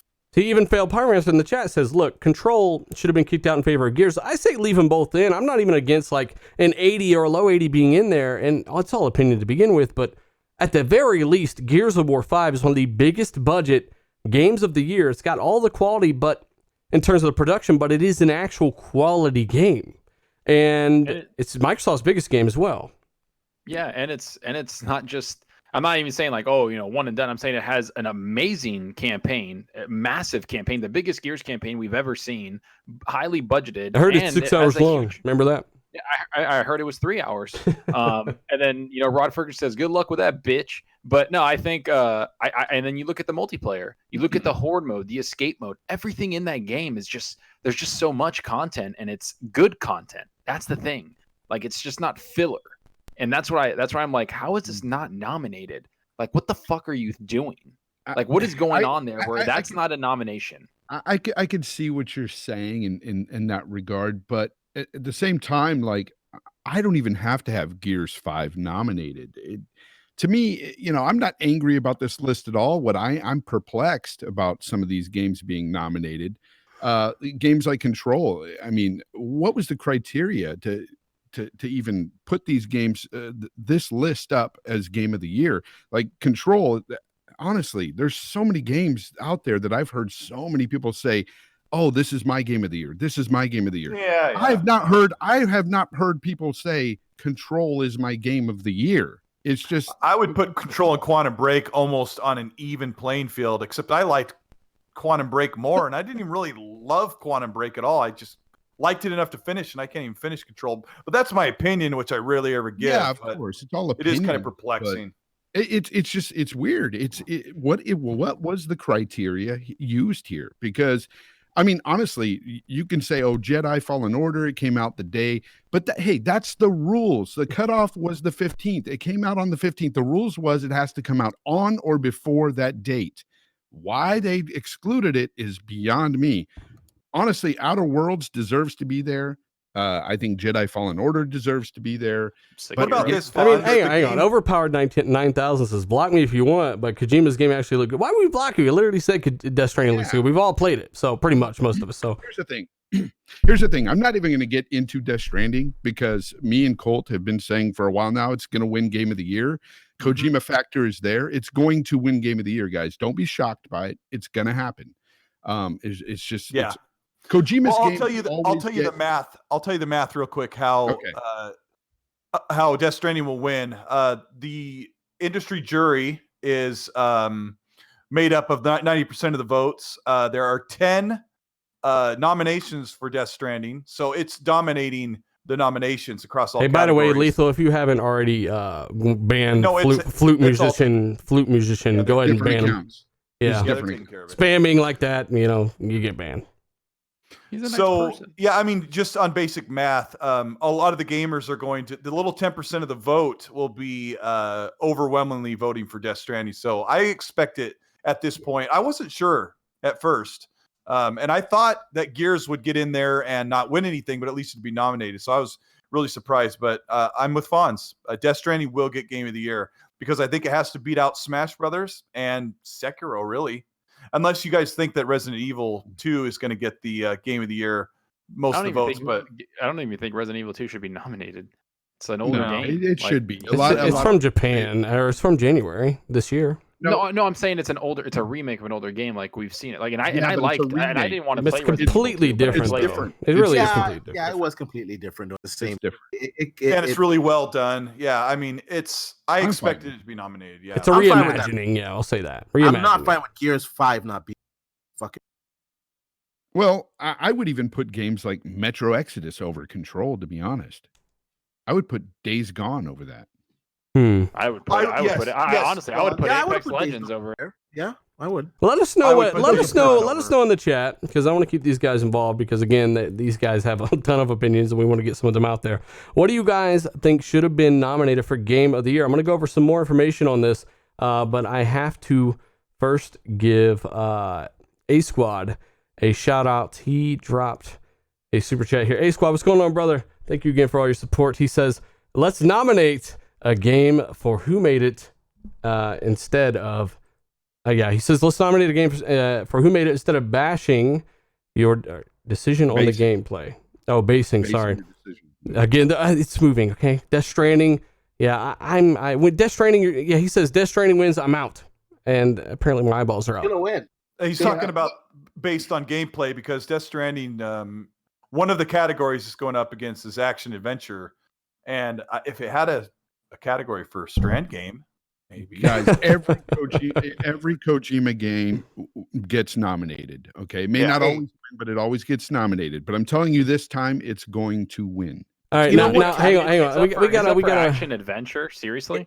We gotta. Let me read the rest of her information, and then I want Tim Dog Steaks. Tim Dog fell fuck sleep. I also get a shout out to over 900 people watching this live. Thank you guys. Thanks to the 900 watching live and everybody watching after the fact. Let's smash. Get up to past 400 likes for the show. Thank you so much. And of course, 1,000 after the fact. Subscribe if you haven't. Hit that bell icon if you haven't. And of course, share this out. Help us out a little bit. Tim Dog. So you heard the 6. That's Control, Death Stranding, Resident Evil 2, Sekiro, Outer Worlds, Super Smash Brothers from last year, but it got cut off. Death Stranding versus Gears 5. Gears 5 is an 84 meta. It is nominated for Action Game of the Year. Audio Design, not even nominated. And Gears 5 is a massive multiplayer game this year, one of the biggest. Gears 5 is not even nominated for the multiplayer category, nor the Game of the Year category. Meanwhile, Death Stranding is nominated for 8 categories. I don't have them right in front of me. Colt, you might be able to find them, but no, I don't remember. It's nominated for 8 categories. Everything. 8 categories. Probably best racing game of the year, Death Stranding. It was design, it was audio, performance, which is the actor and actresses. Like Kate, Laura Bailey, who plays Kate in Gears, is up against Norman Reedus and Mad Mikkelsen from Death Stranding, I think. I think they both got nominated. Yeah, it's really the one I still don't get is the action adventure, because where is the action? But there's a little bit when you fight. Yeah, there is some action later on. Yeah. There is some action, but not. I don't know, man. I don't. That game should be in a category of best new game. For best new game, sure, it could win that category. Game of the year, yeah. And I don't hate the game, but it's not Game of the Year. It's just not. Yeah, don't get too wrapped up into it though. A lot of people are like really angry, and I'm just saying, calm down. It's only the gaming awards. It's one of it's one of 25 different game awards that are put out there on the internet. But this one just happens to have its own show, so it is like considered the definitive Game of the Awards show, because it is like people show up, they announce games on there. It's like they make it a big deal. But you know what? That's the thing, Colt. It's a celebration of games, and I still have fun at it regardless. I love watching them just for those games and those premieres and stuff. So people still act. See, now the Bleach says, all right, I'm out. I basically quit once they say the world hates Xbox. Nobody said that.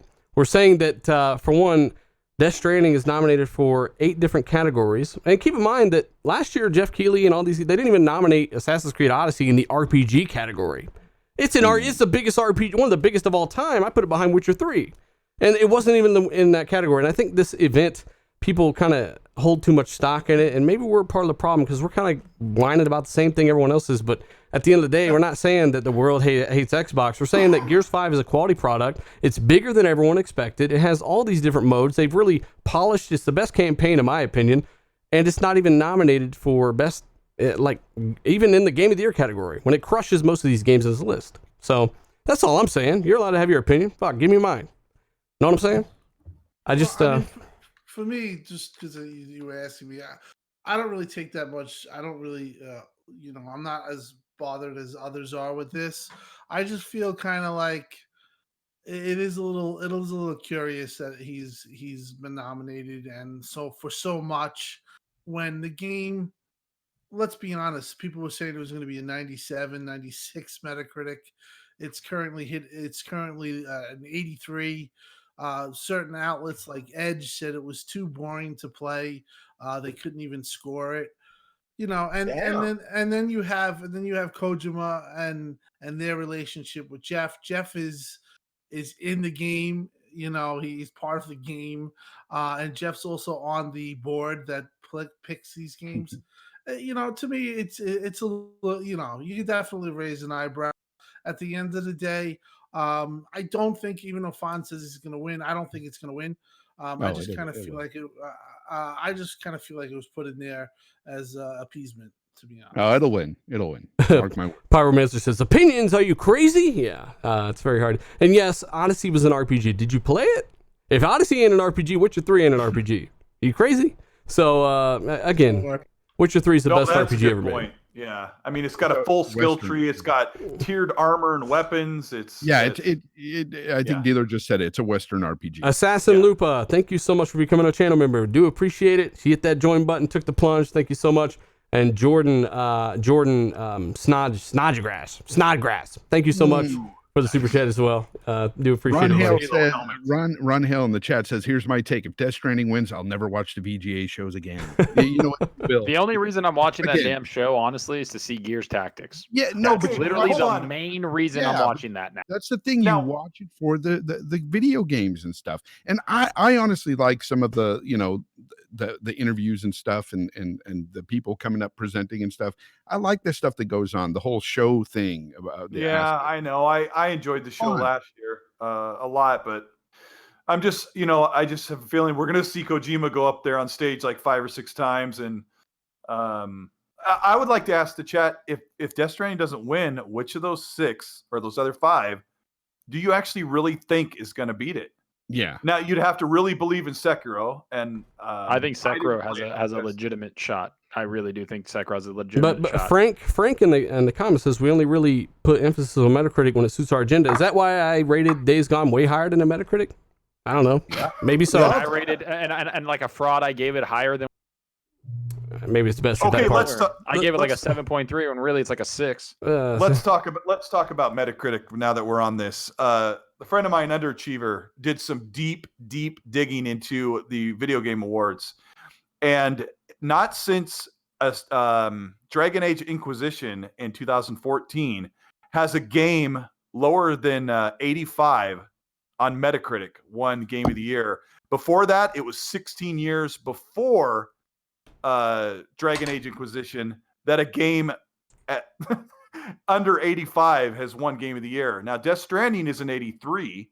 It's lower than Outer Worlds. It's lower than Sekiro. It's lower than Resident Evil 2. It's lower than Gears 5, which is not nominated. It's lower than Control. I mean, I get if it's just, a few points and it wins over something that's maybe a point or two higher. We saw it last year with God of War. I believed God of War should have won last year, and it did over Red Dead 2. But I would at least think that Gears would be nominated. And it's not. It is what it is. I want to know what you guys think. Shoguns has a super chat. Cole, could you tackle that? And then we'll kind of continue on more of this stuff. But yeah, go ahead. We've also got Gotham Guy. I'll get this one. If Death Stranding wins,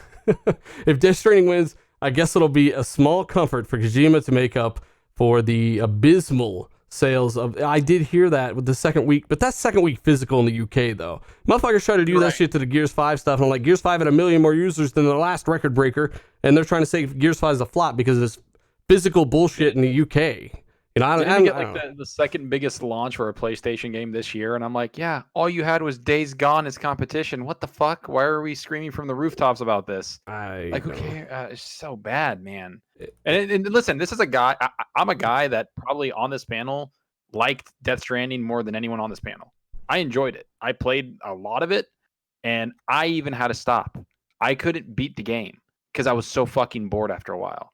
The story is great, and I couldn't just keep going forward, people. I couldn't. Like, I was like, all right, I am FedEx. What do you mean you like, I'm enjoyed UPS, the game, I should have just had like little brown shorts.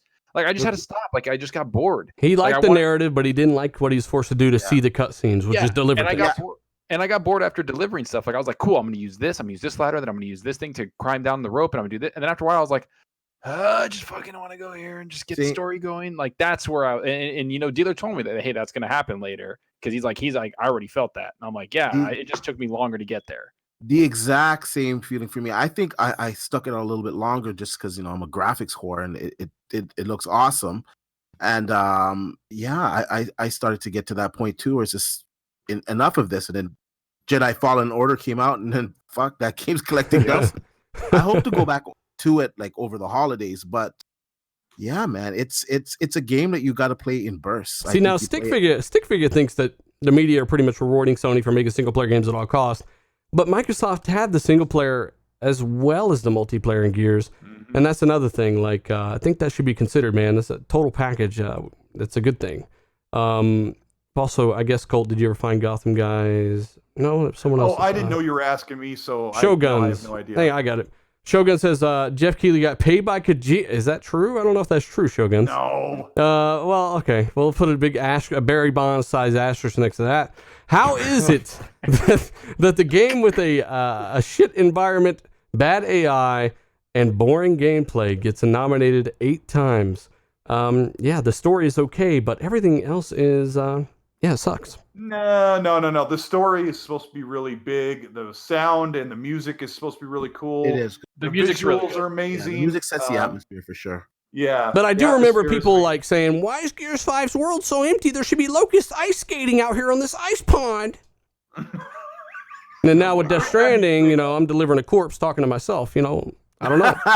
You dropped that. I saw your. I don't know, man. I just don't like the double standards. And at least we played Death Stranding and said, it's not bad. I get it. It's not a fucking horrible game. It's 7.5, 7, whatever. See? Most of these people didn't play games like Crackdown or anything and actually judge it for themselves. Exactly. That's the difference with this panel. We might critique these games, but we play them. Where the other side, they don't even play these games. They don't play any fucking games. And we have proof. We have proof, D, and we want to bring it up here. They don't play these games. And if they do, they don't play them very long. I actually got blocked for asking PlayStation Fanboy what his gamer card was so I could find out what games he played. He said, it's kind of private. And then, I got blocked. So It is what it is, man. Like, people are different. At the end of the day, Death Stranding is what it is. I'm just, again, we'll read it again. Control, Death Stranding, Resident Evil 2, Sekiro, Outer Worlds, and of course, Super Smash Brothers. Chat, I'll ask you this. Who do you think's going to win? Just throw it out there. Who do you think's going to win? Who do you think's going to win Game of the Year? Control, Death Stranding, Resident Evil 2, Sekiro, Outer Worlds, Smash Bros. If you're watching Active Fact, leave a comment in the comment section. There's no Gears of War. There's none like that. Need for Speed apparently didn't even get nominated for like racing game or sports game or something like that where they normally do. So no. I'm not surprised. If you don't want to write the word death, Jeff Stranding works as well. Jeff Stranded. It was Kid Smooth that said that today on Twitter, and I laughed so hard. I don't know if it's probably been said a million times before, but my first time seeing it just today, and I laughed. Well, now, there was another meme somebody shared today that was Jeff Keighley opening up an award, and he goes, and Game of the Year goes to, and then the camera's over his shoulder, and he's got the paper open, and it says Sekiro Shadows Die Twice. And he turns and looks at the camera and goes, Death Stranding. Yeah. I was at work and I laughed really hard out loud. And my coworker's like, you all right? I'm like, oh my gosh. It's a long story. Sean Labrie was in the chat earlier. He might still be there, but he was saying you guys are talking about the Keighleys instead of the video game awards. The Keighleys. Shout out to Kajami. Remember when Can you Brad imagine if that Sams? Remember when statue they Brad got? Sams was on the show and he called Kojima Kajami? I was like, oh, okay, all right. Sounds like a brand of pajamas. Yeah, Kajami. All right, here I got to read Underachiever's super chat because I didn't do a very good job of reiterating what he said. He said 85 is the lowest score ever to win Game of the Year, Dragon Age Inquisition in 2014. And in 16 years, the entirety of the Game Awards, only 2 games under 90 have won Game of the Year. And he sent me an entire list that showed each of these games for each year. He says, and now an 83 is likely the front runner. Yeah, okay. That is really interesting when we look at Metacritic, like, because we know like the big game of the year. I remember when Batman Arkham Asylum won. Remember that, dealer? Because I remember playing that game. It blew my mind. Which you should have won. Yeah, phenomenal. It was a 96, right? Arkham Asylum was like a 92. Oh, it was? Yeah, Arkham City hit a 96 on PS3. Arkham City was 96. Yeah. I mean, it was amazing. And it blew people away because it just did something that most games hadn't done all that way. But Death Stranding does stuff that we've never seen, but it also has just got a real big pacing problem. 100%. Anyway, that was the information that Underachiever dug up, and maybe he shared that on Twitter, but maybe I'll share that later. It's actually pretty interesting to look at a nice, easy list of 20 years of games and see they're all, mostly every single one of them is above 90. I didn't know Jeff was doing this for 20 years, pretty much. This is all from Jeff? Year after year after year? Doing it for a minute. That's crazy. It was called something before. What was it called before? It wasn't called. I thought it used to be called the Video Game Awards. Used Or to be something. the VGA, I don't know. It was on Spike TV, wasn't it? Yeah. I'm gonna say this. I think that, so like in football or something, let's say like they're predicting games for the week, right? If somebody's calling the game, like somebody's announcing their game, they can't put predictions on that game because it's immoral, right? So they're saying, oh, I'm calling this game, I'm not predicting it. So they leave it. If you're in a fucking game, Jeff Keighley, maybe, just maybe, you should step down a little bit and let other people handle what the vote should be. Fuckface. So you think, Jesus Christ, I'm going to go all in on Jeff Keighley. Keighley doesn't announce. Just joking. He's stranded out in the middle of nowhere. He asked Norma Reese to deliver. By the way, you deliver a doll to Jeff Keighley in Death Stranding. That's what you deliver. And he says, what does he say? That's fucking sweet. Or he says fuck in there or some shit. I don't know. D could have a point there. Maybe it is a tiny bit of conflict of interest, but maybe not. I don't know. Yes. I know. Sure, I know if a Microsoft, 100% I know if Keighley was in Gears 5 and it got nominated, motherfuckers be freaking out. That's what I know. Well, what I'm saying is, I'll say this: if Death Stranding doesn't win Game of the Year, then I can say, okay, it's not skewed completely. That it was fair. If it wins, I'm sorry, there's going to be an asterisk on it for me. Yeah, I think Beaner, there's an by the asterisk way. already for it. Like, I mean, honestly, like the guy was posting a year before the game came out. He was posting things with pictures of Kojima, hanging out with Kojima, like this game's amazing. And it's like, then it's on your show for Game of the Year, and it's an 83 and a 5.9, whatever audience score. No, And it's like 6.6 now. even people that played the game and like it were like, I don't know about that, Chief. I don't think that's a Game of the Year. Like, I'm sorry. Like, I've seen people that are like, people that are self-aware on Twitter that played the game. I'm one of the people that played it that are like PlayStation fans that are like, yeah, I don't know. I don't think that should be Game of the Year. I don't think that should be nominated. And it's like, come on, man. I don't know. Well, Whatever. I mean, if they're nominating Control and stuff, then they have every right to nominate Death Stranding. But again, my point is, I think Gears 5 should have been up there as well. It's probably one of the most high quality, aside from some of the issues that some people are having, which we didn't have because we played it before the big release and patch, and none of those issues were there. But Beaner says, you guys are my Tuesday staple. Awesome podcast. Thank you so much, sir. You are absolutely fantastic. You're a fantastic listener. Absolutely love it. Thank you so much for the support. Hey, guys, I've got to run. I've got something going on here, so I've got to jump out now. So, anyways, it was great talking about all this stuff. And with we you guys. wanted to talk about Fugle, Fonz. Oh, I know. You know what? Kisses, Fonz. One thing I will say about Fugle, it's dead in the water. That's all. Just say I was right and then sign out, Fonz. Yeah, I was right. Fugle's dead. Yep. Speaking of Fugle, and I really want to know, because there's some people on Twitter who are like, I've got all these sources and blah, blah, blah. Like some people that like basically tried to predict last E3 and were completely wrong. We had talked about a lot of our leaks, and it ended up making everyone look stupid. Because Microsoft ran that misinformation campaign, which crushed everybody. But Stadia basically comes out and is getting reviewed to pretty much all mixed or negative reviews. There might be one positive out there somewhere, I heard. The issues are the following. And again, I feel sorry for anybody in this community, like especially if you're a content creator and you back Stadia of all things, you didn't see this stuff coming. Even the compatibility alone is huge. Full price games, old ass games, 1 or 2 year old games, they're launching at $60 full price, right? Not that price on any other platform. You've got all kinds of latency issues. The fact that no one else can really use your internet, and it makes it even worse in some cases. Compatibility issues, meaning you've got a very, very limited selection of titles. Stadia games had to be developed just for Stadia from the ground up by developers and ported over there. And say what? Did you hear that some devs are backing out of Stadia support? Yeah, what was that? Yeah. I don't know. This guy that I follow on Twitter, he's a Xbox, PlayStation, and PC, mostly PC gamer. A really good dude, and he just kind of keeps it cool and light. But he said that he's hearing that developers are backing out of supporting their games on Stadia because of what's happening. And so I messaged him and said, where'd you get this source? And I haven't heard back, but there might be something there. But from what we're hearing, like, I wouldn't bring that up. It just kind of lines up with kind of the mess that's been going on. I got to read this real quick, and I want to give it to. I want to finish that and read this real quick. Loyolo, it's kind of a hard one to pronounce. He says the only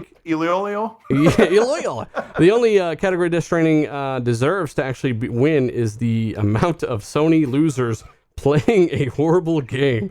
This motherfucker's being savage. I can tell you're reading that for the very first time. I read all of them for the first. I need to. Yes, I'm horrible at this, honestly. No pre-screening. I want to also give a shout out to everyone that's saying hi to me in the chat. Sorry, I wish I could keep up and say hi to all of you. But again, as you said, developers kind of sketchy on this apparently. Compatibility. So some people are like blown away, and they're finally figuring out that Xcloud is going to have the main advantage. And I replied to this Benji guy who says he knows things. And I said, well, that's been obvious since 100% compatibility is confirmed. They confirmed that pretty much every game that's on Xbox can work on Xcloud. No extra work on the side of the developer. You can play it on the bus and then go home and boot it up on your Xbox and play it locally with the cross save, right? I mean, there's so many more advantages, including thousands of games potentially playable, theoretically, even on day one if they're ready. And of course, all of the different ways that you can play on top of the local remote play and the fact that you're bundled in with Game Pass with hundreds of games as well in 2020. And you'll probably have way more purchasing options because if a developer does no extra work, unlike Stadia, who you have to develop for, God, I just don't understand how they fuck Stadia up so bad. And all this stuff's been known for, since it's been announced, people still decided to back Stadia. Compatibility is huge. Xcloud has such a massive advantage. It's insane. The local play is not there on Stadia. If you buy a game, like let's say Destiny 2 on Stadia, there's no way you can download that on your PC and play it. You have to stream it. Even if you got two 2080 Ti's in that bitch, you have to stream it. Performance-wise, games like Destiny and Red Dead 2 apparently look and run worse on Stadia than they do Xbox One X. It's a 10.7 teraflop Stadia hardware solution in the cloud. And it's running Red Dead 2 at PS4 Pro settings, basically at 1440p at 30 frames, and you're supposed to be playing on better than console performance on a streaming service. But they even brag, Colt. They're like, look, we got double the power of the current consoles, knowing that next gen was next year or whatever they announced it. How dumb do they look? And they've been telling us the whole time that they've invented some reverse latency and all this bullshit, that their latency is going to be better than local console play and that fighting games will be amazing on it. How stupid do they think we are? So again, they got destroyed. Tim, I think go ahead real quick, and I will throw it to Tim. No, I think they were real ambitious with what they're trying to do here. I do have it pre-ordered, and it's not looking good. I don't like the fact that you have to buy your games from them, and if you buy your games there, you can't play anywhere else. That's kind of really stupid. I think that's kind of shooting themselves in the foot. If you have Uplay Plus, you are able to play your games on Stadia, so that is a plus. But the fact that you got to buy those games directly there, that's, man, I'm not feeling that at all, to be honest. Sorry, go ahead, Tim. No, that's a great point. That's one of the big knocks against it. Also, PlayStation Now and Xbox Game Pass, they have already established libraries and and ways to play these games free of charge. Obviously, all the charges subscription. I think they're in a lot of trouble. I think that what's going on here is, when they first came out, I think they had Microsoft a little nervous. If you remember when they came out with that video or whatever, they announced the trial. Xbox came out with a half-hearted reveal of Xcloud, and they talked about it. Well, they had talked about it. They had some this thing that they showed. I think right now Xbox is looking at it and saying, "Wow, let them take all the heat, and we can just release when we want." They overpromised. They weren't exactly. I don't think that they were honest with gamers, and they're learning what gamers are. We're one of the most knowledgeable consumers going, and we're tough. You have to be, really. So yeah, and so they're really. I honestly think that Google is at the end of the day, they might pull the plug on this. Now, I don't think that that's good for cloud gaming, but I just feel that them looking at what's going on, pre-orders down, that's been reported, devs possibly pulling out. Obviously, the whole internet is looking at the place as a joke, at the service as a joke, and the competition is just too much content. The way Xbox is going, they dropped those 50 games for XO. That was already in the plans for a long time. That wasn't some type of death blow. If Xbox really wanted to do a death blow to Stadia, they probably could, but they're going about it the right way. I think that Stadia is trying to go after the 4K living room, and Xbox is just kind of going to a mobility of your game. I mean, Stadia can't even go to the low latency living room. Why are they worried about 4K? Like they talked about all this 4K HDR and even 8K even, right? And I had said this on the show when they announced this. I said none of that matters, especially now when the only thing that cloud game, the biggest thing they have to tackle is latency. Whoever does latency better, no matter what, has a massive advantage. But I believe Xbox will have that edge, but I also believe they will have the thousands of games, full compatibility, play all of your games wherever you are, provided you're using your console streaming, and on top of all of the local play and all that stuff, man. I think it's a landslide in every way. I think some people have said, Xbox had their fumbles with Xbox One, right? Google can kind of come back from that. The difference is that Xbox had a foundation of 10 years to 12 years of building what Xbox as a brand is. So they had a fan base down. Stadia has nobody. They're coming from nothing. Yep. And then the way they just launched their shit is like a nightmare. Janky. I'll be honest. I was pulling for Stadia. I wasn't going to use it until it was well done, but I was pulling for it because I think competition is amazing for us, the gamers. So I want them to compete with Xbox. I want them to compete with Sony or whoever. But this isn't competition. This is like them coming in we have no other option, and we're looking at them like, no, fuck you. And it's true. I'm being honest. Tim said it the best. We are gamers are extremely knowledgeable. Everybody here, on the panel's knowledgeable, and everybody in chat, you guys have a form of knowledge of gaming that is unprecedented in any other market. That's just a fact. And anybody can tell when something controls horrible with a 200 milliseconds input lag. Yeah. And they're sorry to cut you off real quick. They're aware of a lot of issues, because I just got an email yesterday preparing me for my pre-order, and they said when I get it to hardwire it. They literally said when I get it to hardwire it. The email at the top, it just said "oops" in big print, and it says "bad news, your Stadia pre-order is on its way." By the way, did you hear that your Chromecast Ultra device will not work? You have to. Well, that's what I wanted to ask D real quick. Midway 7 in the chat. Shout out to him, man. Channel member. He says, "Is it true that you can only use your Pixel phone and certain Chromecasts or Chromebooks?" Well, I'm not sure about. I think you can use any Chrome browser, and I don't think it's. They sent the phones with the review kits just because they know those are the ones that work flawlessly. But I think you can use any phone. But you do have to use the Google Chromecast Ultra that they send you, because that's the only one that has the new firmware on it. Is that an $80 or $50 firmware on it? They're not planning to update those ones until next year as well. So and I already have a Chromecast Ultra. My whole plan was, okay, I'm gonna just sell this one and use the one that I have currently. So obviously I got to sell the current one I have. How much are those things if you already have one? I think in Canada like $60 or something like that. 60, $70. I'll look it up real quick. I don't really care that much. No, I'm just kidding. Yeah. I know it was kind of weird. A lot of people who already had the Chromecast Ultra that used that thought, oh, that's cool because I'm already one step in the right direction. And then they came out like 2 weeks ago and said, oh, by the way, you can't use your current one. You have to buy the one that comes with. I don't know if you get the Founders Edition, it comes with it, but not all bundles are the same there. So, all right, Lloyd Lowe in the super chat again. Yeah, you're going a little too hard on Kojima here, buddy. I'm gonna get like some idiot's gonna clip me saying you're super chat and think I'm attacking Kojima or something.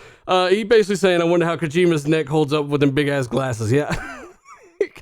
He's going hard on Kojima, yeah. You know, I gotta say another nice thing about Kojima. The dude hasn't aged since the late '90s when I first saw him for Metal Gear Solid stuff. Like the dude's like still looks really young. He's blending up them octopus shakes. He's like 110 live octopus hanging out. Yeah, I mean the guy hasn't aged, and he's living the good life. I'll tell you that. You know, it's making a lot of money and making big games. The Death Stranding just wasn't one of his best ones. No. I'm serious. Shout out to Darth Vicious. There was some good ideas planted there, to be really honest. It was just the execution and the pacing. Like, I don't even care that he wanted me to deliver packages. It's the fucking pacing. Like, let me deliver some packages. Let me get some guns. Let me do something else. Let me build something. Let me fly over here. Let me fight these guys. But we just instead it's like zip ties unlocked. Now you can fasten boxes to your arms and legs. It was way too methodical for me, to be honest. And I'll play it this winter. Yeah. Hey, B-Man in the chat said, hello, RDX Clue. Malaka to Google. Oh, man. Xcloud. I think they're going to bring the hurt here. Philly Eagle says, good. Good. Should Stadia out. Google should Stadia out of gaming. I get it. Well, we gotta give them a chance. I get it. In a little bit of defense to Google, this is kind of a beta launch because Well, why did they call it that? Is it though? well, it's no, in a way it kind of is because not everybody is gonna have access to it. There's You're only saying a it's certain really a amount. beta, but they're calling it an official launch. Okay. Yeah, it kind of does feel like a beta though. It really does. Well, why didn't they just delay it? I agree with you. It is a beta, and they have way too many features lacking, or in the future. Why wouldn't they just say, "Hey, we're going to go back, 4 months or whatever to get themselves in a situation, or have a beta?" I don't. See, that's the thing. I think Google is not behind it as much as they should be, because if they really cared, they wouldn't. It's kind of like they're sending it out to wolves, and they said you have a deadline, and they were sold on a concept, and they were sold on all this, but in the reality, they probably had a deadline, and they're not reaching the deadline, like with a lot of things. But instead of caring about the product, they're saying, "Hey, go out and see what happens."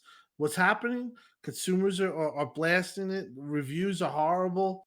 People are canceling pre-orders. Oh, and on. D-Man just had a fucking epiphany. I just remember this real quick.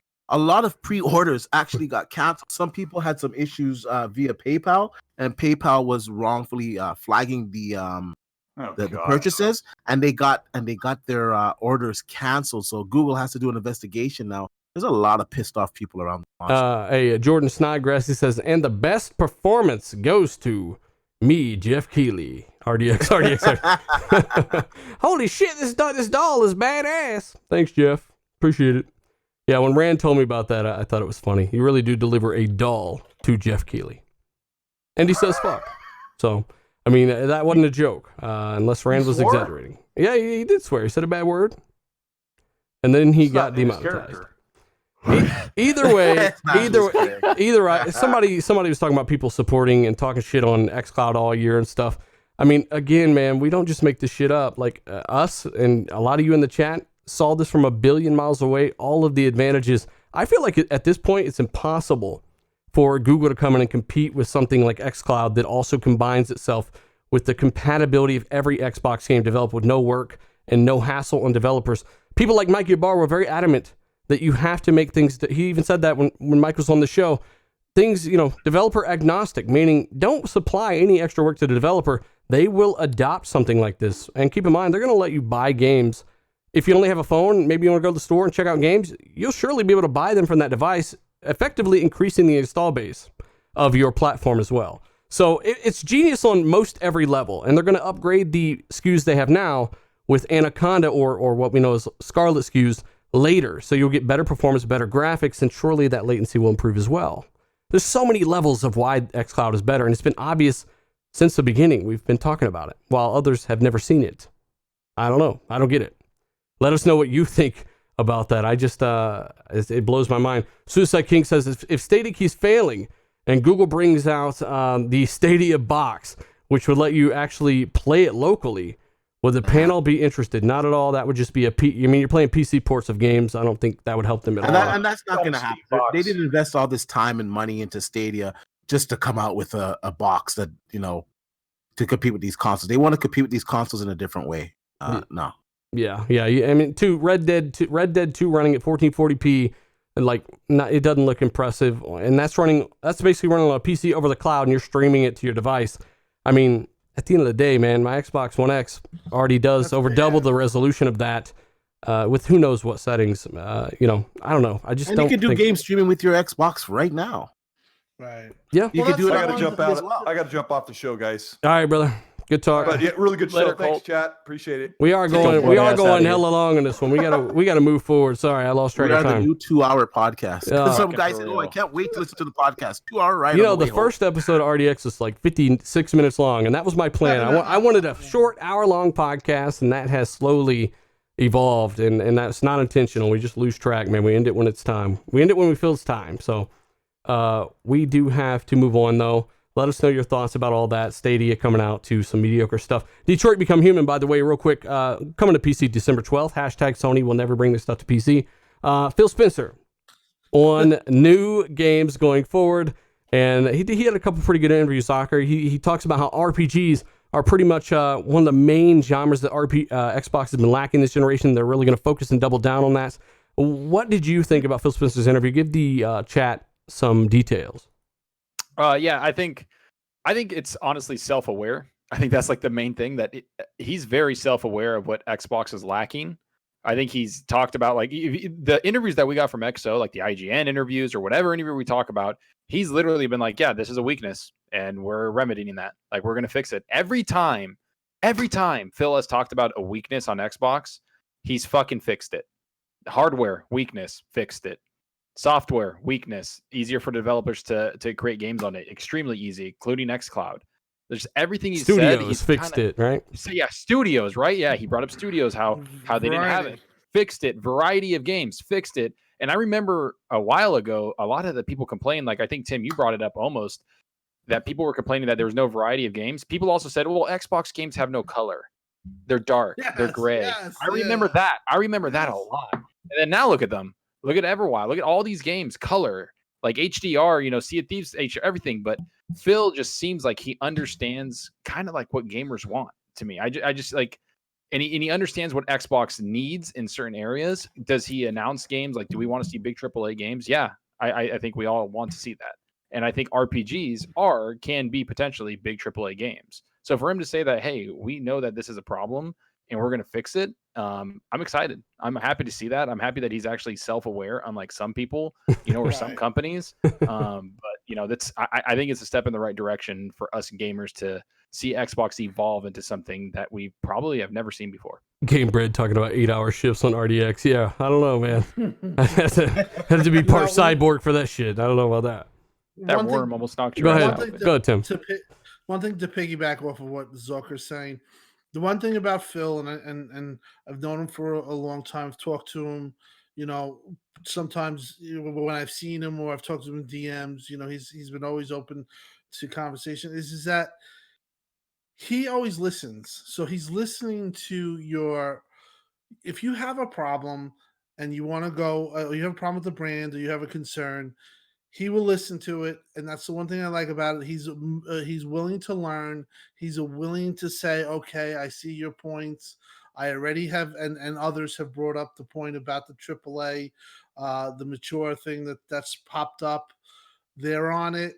The only thing I can say is that, you know, if you have a problem, if you go to them and or you tweet them or you have a method of communication, if you have that established, he will listen. He reads what people write on Twitter. He understands what gamers want, and he's willing to try to, you know, like we've pointed out, you know, fix problems. It's not like we have a guy here that says everything's great and, you know, it's your problem. He's enough. He's cool enough to say, hey, okay, I see your point. Let's work on it, or, you know, and then, you know, so if you have a problem as a gamer, always try to hit him up, even tweet him, even if he doesn't answer. He does read a lot, and he is watching what the community is talking about. He watches a lot of the community shows. A lot of Xbox people do. It is you know, they talk about the fans. They know us. So, you know, like I said, just always keep the communication line open. Just be respectful, and I think that you'll get your answers. And I'm going to say, I think this is the only executives that I know that actually do pay attention to, like, you know, people and their fans, right? Like Phil is on Twitter. He is on here, and he said it like, yeah, I'm showing all these games and first party games because apparently that's what people want, and we're going to give it to them. Like he says that in the damn interview, right? Like this is the only executive I know that does that. And he's the head of Xbox people. Like this guy's not like just some fucking schmuck on the street, right? Like he's a busy dude, and he takes time because he loves gaming. And, you know, one of the things that he said, that a lady asked, one of the interviewers asked him, what would you do if you weren't like head of Xbox or in Microsoft? He's like, I don't know, homeless. Like, he's like, I don't know. Cause I love, and he said, he's like, I don't know. He's like, I don't know what else I can do. Like, I love gaming. He's like, that's what that's in my DNA. And it's true. And you can tell he's an actual gamer. So I don't know, man, I'm excited for it. I enjoyed the show. I enjoyed what he had to say. I enjoyed what a lot of executives, including Greenberg, after that shitty Kotaku interview, I enjoyed what they had to say. They were very like, just mindful of what we want, and that makes me happy. Hey, I got to shout out the to last one standing from the game show. Remember, it was Reggie and Sean Layden and him. He's the last one. Oh yeah, then there were one. He is the only one left. That's kind of odd. Latuya says Stadia's shit emoji. Just wanted to. I'm going back through, make sure I try to get all these because they do appear and disappear, and for some reason, maybe someone could tell me in the comments that this renders. Google, like Chrome uses like gigs and gigs. I got 32 gigs of RAM, but I mean, this Chrome is like crazy. It'll have like 9 or 40 different things in parentheses next to it. Is that normal? Like, I know you kind of looked into it, Zucker, but holy shit, dude. Like, yeah, it eats your RAM, bro. It'll fuck your shit up. It's insane, man. It's crazy. Chrome will fuck your shit up. You making fun of me for missing a zip line? Go fuck yourself. You just fell like a bitch. Again, I mean, hey, I'm thinking about maybe trying to get gameplay from the community as well and throwing that up here. From the people that watch the show, that'd be pretty cool. A lot more work, but hey, if you guys want it, let me know.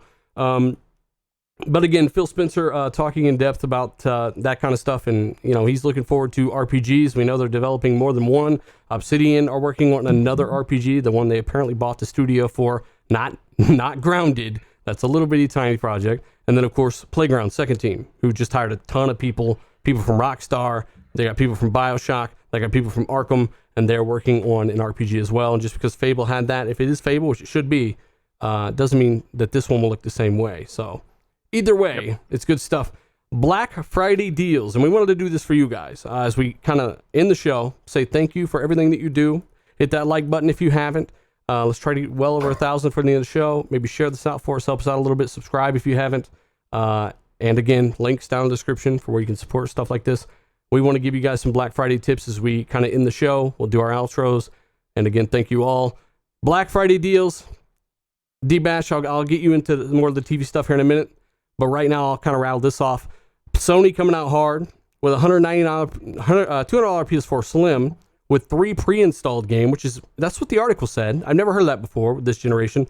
In terms of usually they want to tie that to a license, right? So apparently the PlayStations come with Last of Us on it, remastered, Horizon Zero Dawn, and God of War already on it for $200. That's a damn good deal, Zalker. Yeah, it is. And I think we were talking about this earlier in a party, and I was like, man, like that's a damn good deal. Like that's 3 really good. I mean, I haven't played Horizon, but the other 2 are really good. Like God of War is amazing. It's a game of the year, obviously, deservedly so. Yep. And I mean, $200 for that. If you don't have a PlayStation, like, I mean, that's the best deal you're going to find. As for Xbox, I'm going to segue into it. they're bringing out the Xbox One S for $200, and you get Jedi Fallen Order. Like, we know it's a brand new game. Jedi is, and so I guess it's a little more valuable. But on the flip side, Xbox One S runs that game like complete trash. Like, yeah, I've heard some war stories. Okay. Yeah, and I don't know about the X. I think the X has one coming out with Gears 5 and probably Game Pass. But again, Gears 5's in Game Pass, so it doesn't matter, right? Like X is $349. $349. Thank you, Tim. Yeah. Hey, shout out to Joseph in the chat. So you see, this is a good example. Like, he says, I'm disagreeing hard with Dio today. I'm not really interested in the kart racer, but you know, I know it's gonna be popular. That's completely fine, Joseph. That's fine, man. You still are an awesome dude to me, you know. So we can disagree on things like that. Perfectly fine. Joseph Dealer isn't an awesome dude. Yeah, I'm a fuckface. So yeah, they are bringing out. They're coming strong with the Slim. They got the 3 games on there. All 3 very, very competent games. One of them, one of my favorite. My favorite this gen, which is God of War, and then Xbox coming back with that Star Wars bundle for $199, which is a new game. It's not an older game like the one on the PlayStation. I'll give it that. So technically, you do save $60 on that purchase, and you get an Xbox One S. And then you got an all digital for $149, which I don't know exactly what that comes with. Did you say that? Whatever. D-Batch. It comes with 3 games. The all digital does? Yes, it comes with Sea of Thieves. Oh, they still. I thought they discontinued that bundle. No, I think it does come with 3 games, but I'm not positive. I do think it comes with some certain games. Well, in either case, there's also going to be a ton of electronics and stuff on sale. I know, like Amazon has the B9 OLED for sale for $1,200. D-Bash, go ahead and give us a rundown on some TVs that people might be interested in. Budget, high end. Before I get to the TVs, though, I just want to drop it real quick. I dropped a video today. Xbox All Access is actually live in the UK and in the States. Oh shit! On Amazon right now. I have a video up so you guys can check out all the details. I just want a little correction from my video today. I said it was available in Canada. The Canadian page is up, but you can't click anything on it. So I don't know if Amazon created an error, but it is live on Amazon right now. Check out my video. Yeah, the LG OLEDs, man. Be sure to link that. You have one. I have one. Tim has one. This is the best TV, bar none. Gamers worried about burning. Don't be worried about it. As long as you use it normally and you don't fucking watch CNN 24/7, you're good. They finally received the price drop that everyone's waiting for. The B9, like I'm not gonna go through every single model. You can watch the video for that. But the B9 starts at $1,196 for a 55, and that's a 4K TV with HDR. It has HDMI 2.1. It has the freshly new G-Sync update for NVIDIA GPUs. It does 4K 120 hertz. I don't know what more you want your TV to do, man. That TV is ready for the next generation. And all their like the C9's on sale, like a 65-inch for like $2,000. That's crazy. That's a crazy price. And this is like the best TV you can possibly get. And it's cheaper than the flagships of like Samsung and you know it's some of these TVs are cheaper than the Vizios, so it's a no-brainer. Go out there and grab these TVs while you can because it's a pre-Black Friday sale, and I think they're just gonna sell them until they can't sell them anymore. So get them while you can, man. Yeah, they'll sell out. Yeah, Sony dominated last I think they did very good last Black Friday with the Spider-Man bundle and stuff, right? And they got a cool bundle this year. I saw what they have some preloaded games on it or what. Yeah, which is kind of different. You don't have to download anything, which is cool. So hopefully they do more of that. But the OLED, I can speak from personal experience. So much fear mongering about the OLED stuff. I was on the same boat before I got it almost 2 years ago, and I can tell you right now, not one issue, not one little bit of burn-in. I play a fuck ton of games. Pretty much every new game that comes out, I play it. You can look at my gamer card. I actually leave it open so you can check it out. No issues at all. The latency is great on it. Game mode, of course, I think it's 20 for this year's model, but it's even better for the newer stuff. And of course, the newer one that's on sale is better than mine. It's got some newer features. It's also got the it's free sync. Lower than 20. I think it's like it's like 15 or something like that But either way, fantastic TV. Some of the best HDR you can get, and the B9 is only improved upon that. So I would recommend that. Only thing I would say if you are going to play Xbox or whatever on it, go into your settings of your Xbox, and this is just, a precaution just in case. But I go to the settings, I turn on the screensaver for I think 5 minutes, And if I'm gone, it'll dim the screen. The OLED automatically has the dimming feature on it too if it detects something's on screen for too long. And on top of that, disable your idle options pop out, because that will not dim. That will blaze.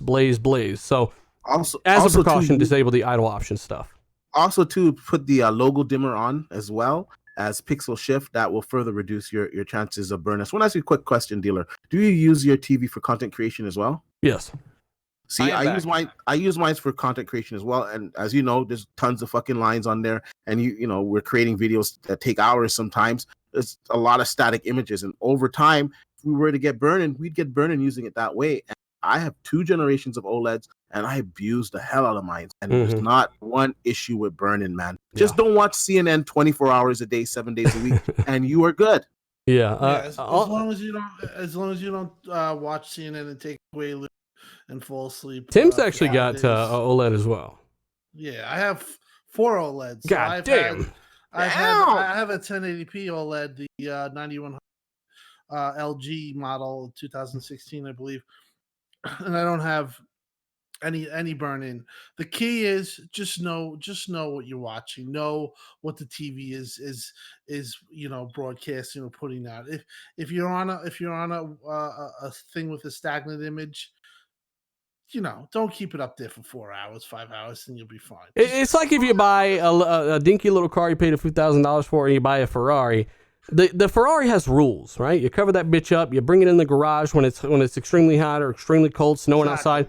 It's the same thing with an OLED. Now, I understand that maybe you don't want to deal with that. You don't want those types of rules and precautions. I completely understand that. A no-brainer, go with the best QLED. That's what I would say.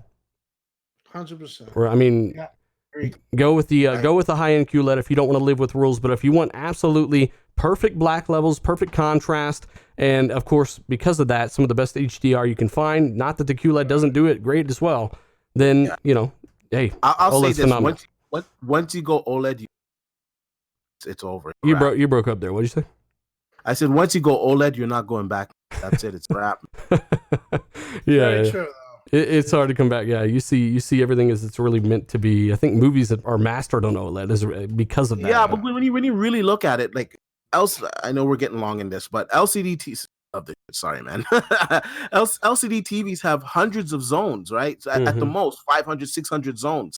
With each pixel being able to be controlled individually, the light output, you have millions of zones compared to hundreds of zones, or even thousands of zones, right? So yeah, there's no contest. There's no contest. You're gonna get better blacks. You're gonna get better contrast. You're gonna have more pop. You're just gonna have a better image overall. And of course, the OLEDs are coupled with Dolby Vision, which is the de facto standard right now. Well, it's the best HDR you can get right now. They're working on dynamic HDR for the other sets, but right now Dolby Vision is leading the charge.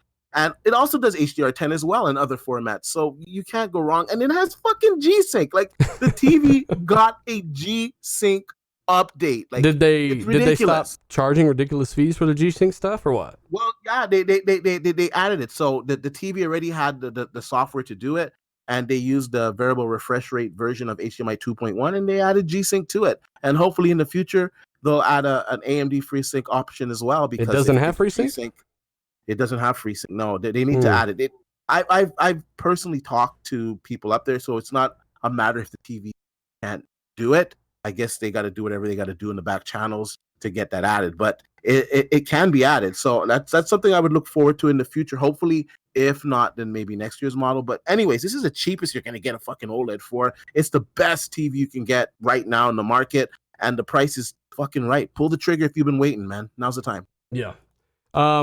Also, I'd have to recommend if you want to go in on HDR and you want real HDR, keep in mind a lot of we talked about this. It should be illegal to advertise 90% of how these guys do it. So like 6 series, 7 series even doesn't get bright enough, and even the new Samsung 8000 series that are removing things like local dimming. You really have to go TCL on the low end, TCL 6 series on the low end for HDR. If you don't have that TV, 1000 nits and stuff like that, wide color gamut, it even has local dimming. You can get that for like $600. $600 you can have real HDR. But if you have, anything like a Samsung 6300 or whatever, you know what I'm saying? The 6 series Samsung, the 7000, you're gonna need some work there if you're looking to upgrade. I don't want to sit there and say they don't do HDR, because they do HDR, but they really don't, though. I mean, come on. They do. Well, they 6 Series absolutely does not. It does 400 the 6 nits. Series doesn't, but I would say you're safe with a QLEDs and like a Q, at least a Q7. A Q7 is acceptable. A Q8 and up is definitely doing HDR. Will it do the highlights as good as the better full array models? No, but I would say a Q8 and up, you're pretty safe with the HDR. And by 6 Series, I mean, like, what is it? The NU6300. Yeah, right? yeah. That's just going to be a pretty shitty HDR. You're going to see a lot of blotchiness. You're going to see the blacks just aren't going to look good because it lacks the local dimming, right? My personal opinion, if you're going to go QLED, if you're really, really on a tight budget, then fine, get a Q6, Q7. If you really want, really good HDR, you got to get a Q8 and above. And if you're on, if you got $500-600 to spend, get the TCL 6 Series, man. It's legitimate. Yeah. It's a real powerhouse for the price. TCL really surprised me. TCL, what's good about their HDR is, of course, the TCLs, they actually have local dimming, and the color gamut is good. The colors are nice and rich, and for the price that you're paying for that TV, no complaints. Yeah, Can I ask a quick question? Go ahead. I know that we're really going, but I have a question for D. Two things. One, why is they're going so low at this price? Do you think that they're going to have something a lot different in the next year's model? And next year, when I'm going to get a TV, what should I be on the lookout? I heard that there is actually technology that is going to rival what these OLEDs are doing, if not better. TCL has one that's going to rival OLED. I can whatever. That technology is coming. I'm not sure if it's next year. I know next year we're going to start to see the micro LEDs coming out. Those are going to be really fucking expensive, though, to be honest. The micro LEDs, they're going to rival OLED pretty well, but they're going to be really expensive in the beginning. And of course, what you're talking about is the real QLED. So an emissive QLED display where it has all the benefits like OLED does, but without the pitfalls. So you don't have to worry about burn-in. You don't have to worry about it not getting as bright as an LCD. It'll get super bright. Like it won't have any of the pitfalls. That is coming. I know for a fact that it's coming. I'm not sure if it's next year or the year after. We might see something at CES about it. I'm not sure if it's this year. Next year, like I said. But that's going to also be pretty expensive too. OLED, I know that LG is also going to be doing micro LEDs. I don't know if a lot of people know that. So they will be doing the micro LEDs as well. I don't think there's so much more they can do with OLED, because OLED, it's almost at its ceiling. There's like only so bright it can really go. There's only so much they can really do with it. I think OLED is like, maybe they'll be able to get a little bit brighter next year or something like that. And AMD FreeSync and allow the G-Sync to run micro LED is definitely higher resolution or something like that. But I wouldn't really expect anything too much more out of OLED next year. I would more expect the new technology of micro LED to start to creep into the market, and they'll probably start to push 8K a little bit more next year too. Although I think it's still like 3-4 years away. Minimum. Don't buy an 8K TV, honestly, unless you got like money just to burn, or you can write it off, whatever. But otherwise, I wouldn't buy it, because there's no 8K content. There's no 8K content coming down the pipeline anytime soon in any type of quantity, at least. So I wouldn't be buying an 8K TV. I would get an OLED now. I think now's a good time to get it. It has HDMI 2.1. It has all the features that you're going to need for the next 5 years. It's ready for next generation, and the price is right. I would just grab an OLED now if you've been waiting for one, honestly. Yeah. And I would say that if you're going to go Samsung, I would get 8000 series or higher. Yeah. And then 8000 series, and then QLED, up. So, and then on the lower, on the budget side, even if you could find a Q8 from last year's Q8s don't have the deficits that this year Q8 have. I have last year's Q8. That's a fantastic TV. It does FreeSync. Yeah. It does, FreeSync at 4K. 60 you can get a lot hertz, of like the older 4K, models 40p, this year for cheaper and stuff like that. On the low end, the TCL is definitely something we recommend. TCL 6 Series, 617, 615. And then on the ultra high end, the OLED and of course the like high end QLEDs, those are very comparable. And then next year there's a ton of stuff happening with that. But I get questions about it a lot. I know you do 2D. You're like obviously one of the most knowledgeable guys on YouTube when it comes to the TV stuff. So I just wanted to kind of talk about that, help these guys out a little bit. Assassin, please message me on Twitter If you need any kind of help with the laptop stuff, there's no way I can answer that now. It depends on what you're doing. So just message me on Twitter. My DMs are always open. Hi, Mike Ybarra. Latuya, I got to give you a shout out. He says, proud to be a patron. Love your channel, dealer. Thank you so much, Latuya, man. You guys really power everything. You make everything awesome. So Mike Ybarra, that is the real Mike Ybarra. Of course, he is a moderator. Okay. Mike said, haha, I can't say anything about specs. Smiley face. Mike, I just want to know one thing, bro. I know you're never going to say anything. Warcraft 4. Give me an RTS, buddy. Give me a freaking RTS. Please. Yeah. Again, people might not think that's a real Mike Ybarra, but yeah, that's the same mod account. That's him. Yeah. Go to his YouTube channel, actually. Watch his last video. Mike, upload a new video, man. Let people know it's you. Let them click on your account. Let them see your cool gameplay. But either way, and by the way, Mike, well, you don't even work at Xbox no more, man. I was about to mention something about the next internal game DVR, but he probably don't give two shits about that. I was just gonna make a joke, but either way, yeah, that stuff's Black Friday's Black Friday, man. All kinds of good stuff on sale. Check out those TVs. I wouldn't go any lower if you want real HDR and some good performance there. We want to give a shout out to everybody showing up, including Mike Ybarra, all the channel members. What do you say? I can be here now, dealer. Yeah. Yeah, thank you so much, Mike. If you want to come on, Mike, well, Mike, you said you wanted to come on. If you want to come on, you know, just let me know, man. We can have you on next week or whatever. Don't use you. Yeah, he doesn't even use YouTube, but still. Again, thank you all for checking us out, man. You obviously make this podcast what it is, the biggest Xbox YouTube podcast on YouTube. I don't know if you guys knew that. We've been rocking out with that label for a minute. And that's all because of you guys and how you've decided to support it. 670 people sitting there listening to talk about TV. So, again, you know, it's the end of the show. If you haven't already, hit that like button, guys. Let's get it over 500. Subscribe if you haven't. Of course, share this out to Twitter. Help us out a little bit. And hopefully you guys have an awesome time playing some games, Jedi Fallen Order, etc. Mike, let us know if you played that. We're going to do some shout-outs. D-Batch. Again, man, good show. Great information on Black Friday. Where can people find you, and what have you been playing, brother? People can find me on Twitter at @D_batch, and of course, at YouTube at @DBatch. Check out my last two videos I talked about earlier. Check them out. YouTube algorithm has been kicking my ass. I've been playing Jedi Fallen Order, and thus far, this is the game of the year for me. I love everything about this game. I love the exploration. I love the graphics, the gameplay, the challenge. And of course, the Star Wars lore. It's just I'm loving this game. To be honest with you, as soon as I get off the podcast, I'm going right to the game. Yeah, man, it was a great show, man. Thanks, guys. Mike says he'll come on the show anytime. I'm gonna hit you up after the show. Maybe we can get you next week then, if that's the case. He says, of course, I'm 80% through Star Wars. Yeah, I'd like to know what you even think about Star Wars. I absolutely love it. Ask him what he thinks about Death Stranding. Oh, Tim, you freaking messy bitch. Oh my god. Yeah, it's he's tried it. He says he's liking the Star Wars game. He said he'll be there tonight. Anyway, we got to get out of here, man. Yeah, the show's just ending. We've been on for like 2 hours and 20 minutes. 2 hours and a half. Yeah, we're gonna die. So, Tim, thanks for holding out, man. Normally you turn into the Hulk and you start ripping shit in half in about 2 hours. What have you been playing, man? And where can people find you? I've been playing Outer Worlds. I actually went to Washington this weekend for the football game, so I haven't been. I actually been on Xcloud a little bit, but I'm trying to finish it. Outer Worlds, loving it. You can find me at Twitter on Xcloud TimDog.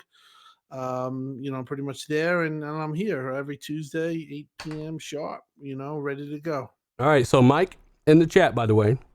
And this is how you definitively, besides Mike commenting on RDX post occasionally, stuff like that, as he has, this is how you'll know it's definitely the real Mike Ybarra, even the most doubtful. He says he wants to save some of the questions you guys are asking for the interview next week. And he says he can be real. So I'll message Mike. No! I'll message Mike after this show, and Mike Ybarra will be here next week. So I don't believe it. It's not him. It can't be him. It can't be. Even though Mike's been on this show before and stuff and whatnot, it can't possibly be him. Hey, ask Mike, where's the rest of my code? Hey, Shoguns, shout out to you, brother. Much love. Thanks for checking us out, man. And again, thanks to Mike for again, I'll message you after the show, man. Thanks. Mike goes above and beyond, man. This is an executive that actually plays games, and that's something that I believe in. So He's one of us, man. yeah, well, I don't know. I know you're into some freaky stuff, D. I mean, I wouldn't say that, but again, hey, Zalk87, man, thanks for bearing, gripping with it, man. Do appreciate it. What have you been playing? Where can we find you? I've been playing the shit out of Star Wars, man. Star Wars. Nothing but that. Freaking love the game. Yeah, I am gonna jump back into it tonight. Yeah, and I'm happy to be here. Dealer, of course, man. I love doing the show, man. You guys are all friends of mine, so we're just like buddies hanging out, talking, and people in the chat. You guys are awesome, minus Fake Ibarra. And yeah, it's a good time. I love the show. So yeah, thanks everybody for coming and listening to us talk about TVs and whatever and games, and it's just passion, man. We all love it. So either way, can't wait till next week. Yep. Yeah. Okay. So Mike said he'll be on the show next week in the chat there. Looking forward to it. Also, shout out to Lethal Papa, of course, moderator for our chief moderator of RDX. He's got them magic, crowbars and stuff he uses to destroy people in the chat sometimes. Assassin Lupa, thank you so much for becoming a member and doing your thing. K Tucker, B Worldwide, of course, B Man Izzle, thank you so much. Shoguns, you the man. Pony Slayer, Timothy Clark, and of course everyone else. Deviator X.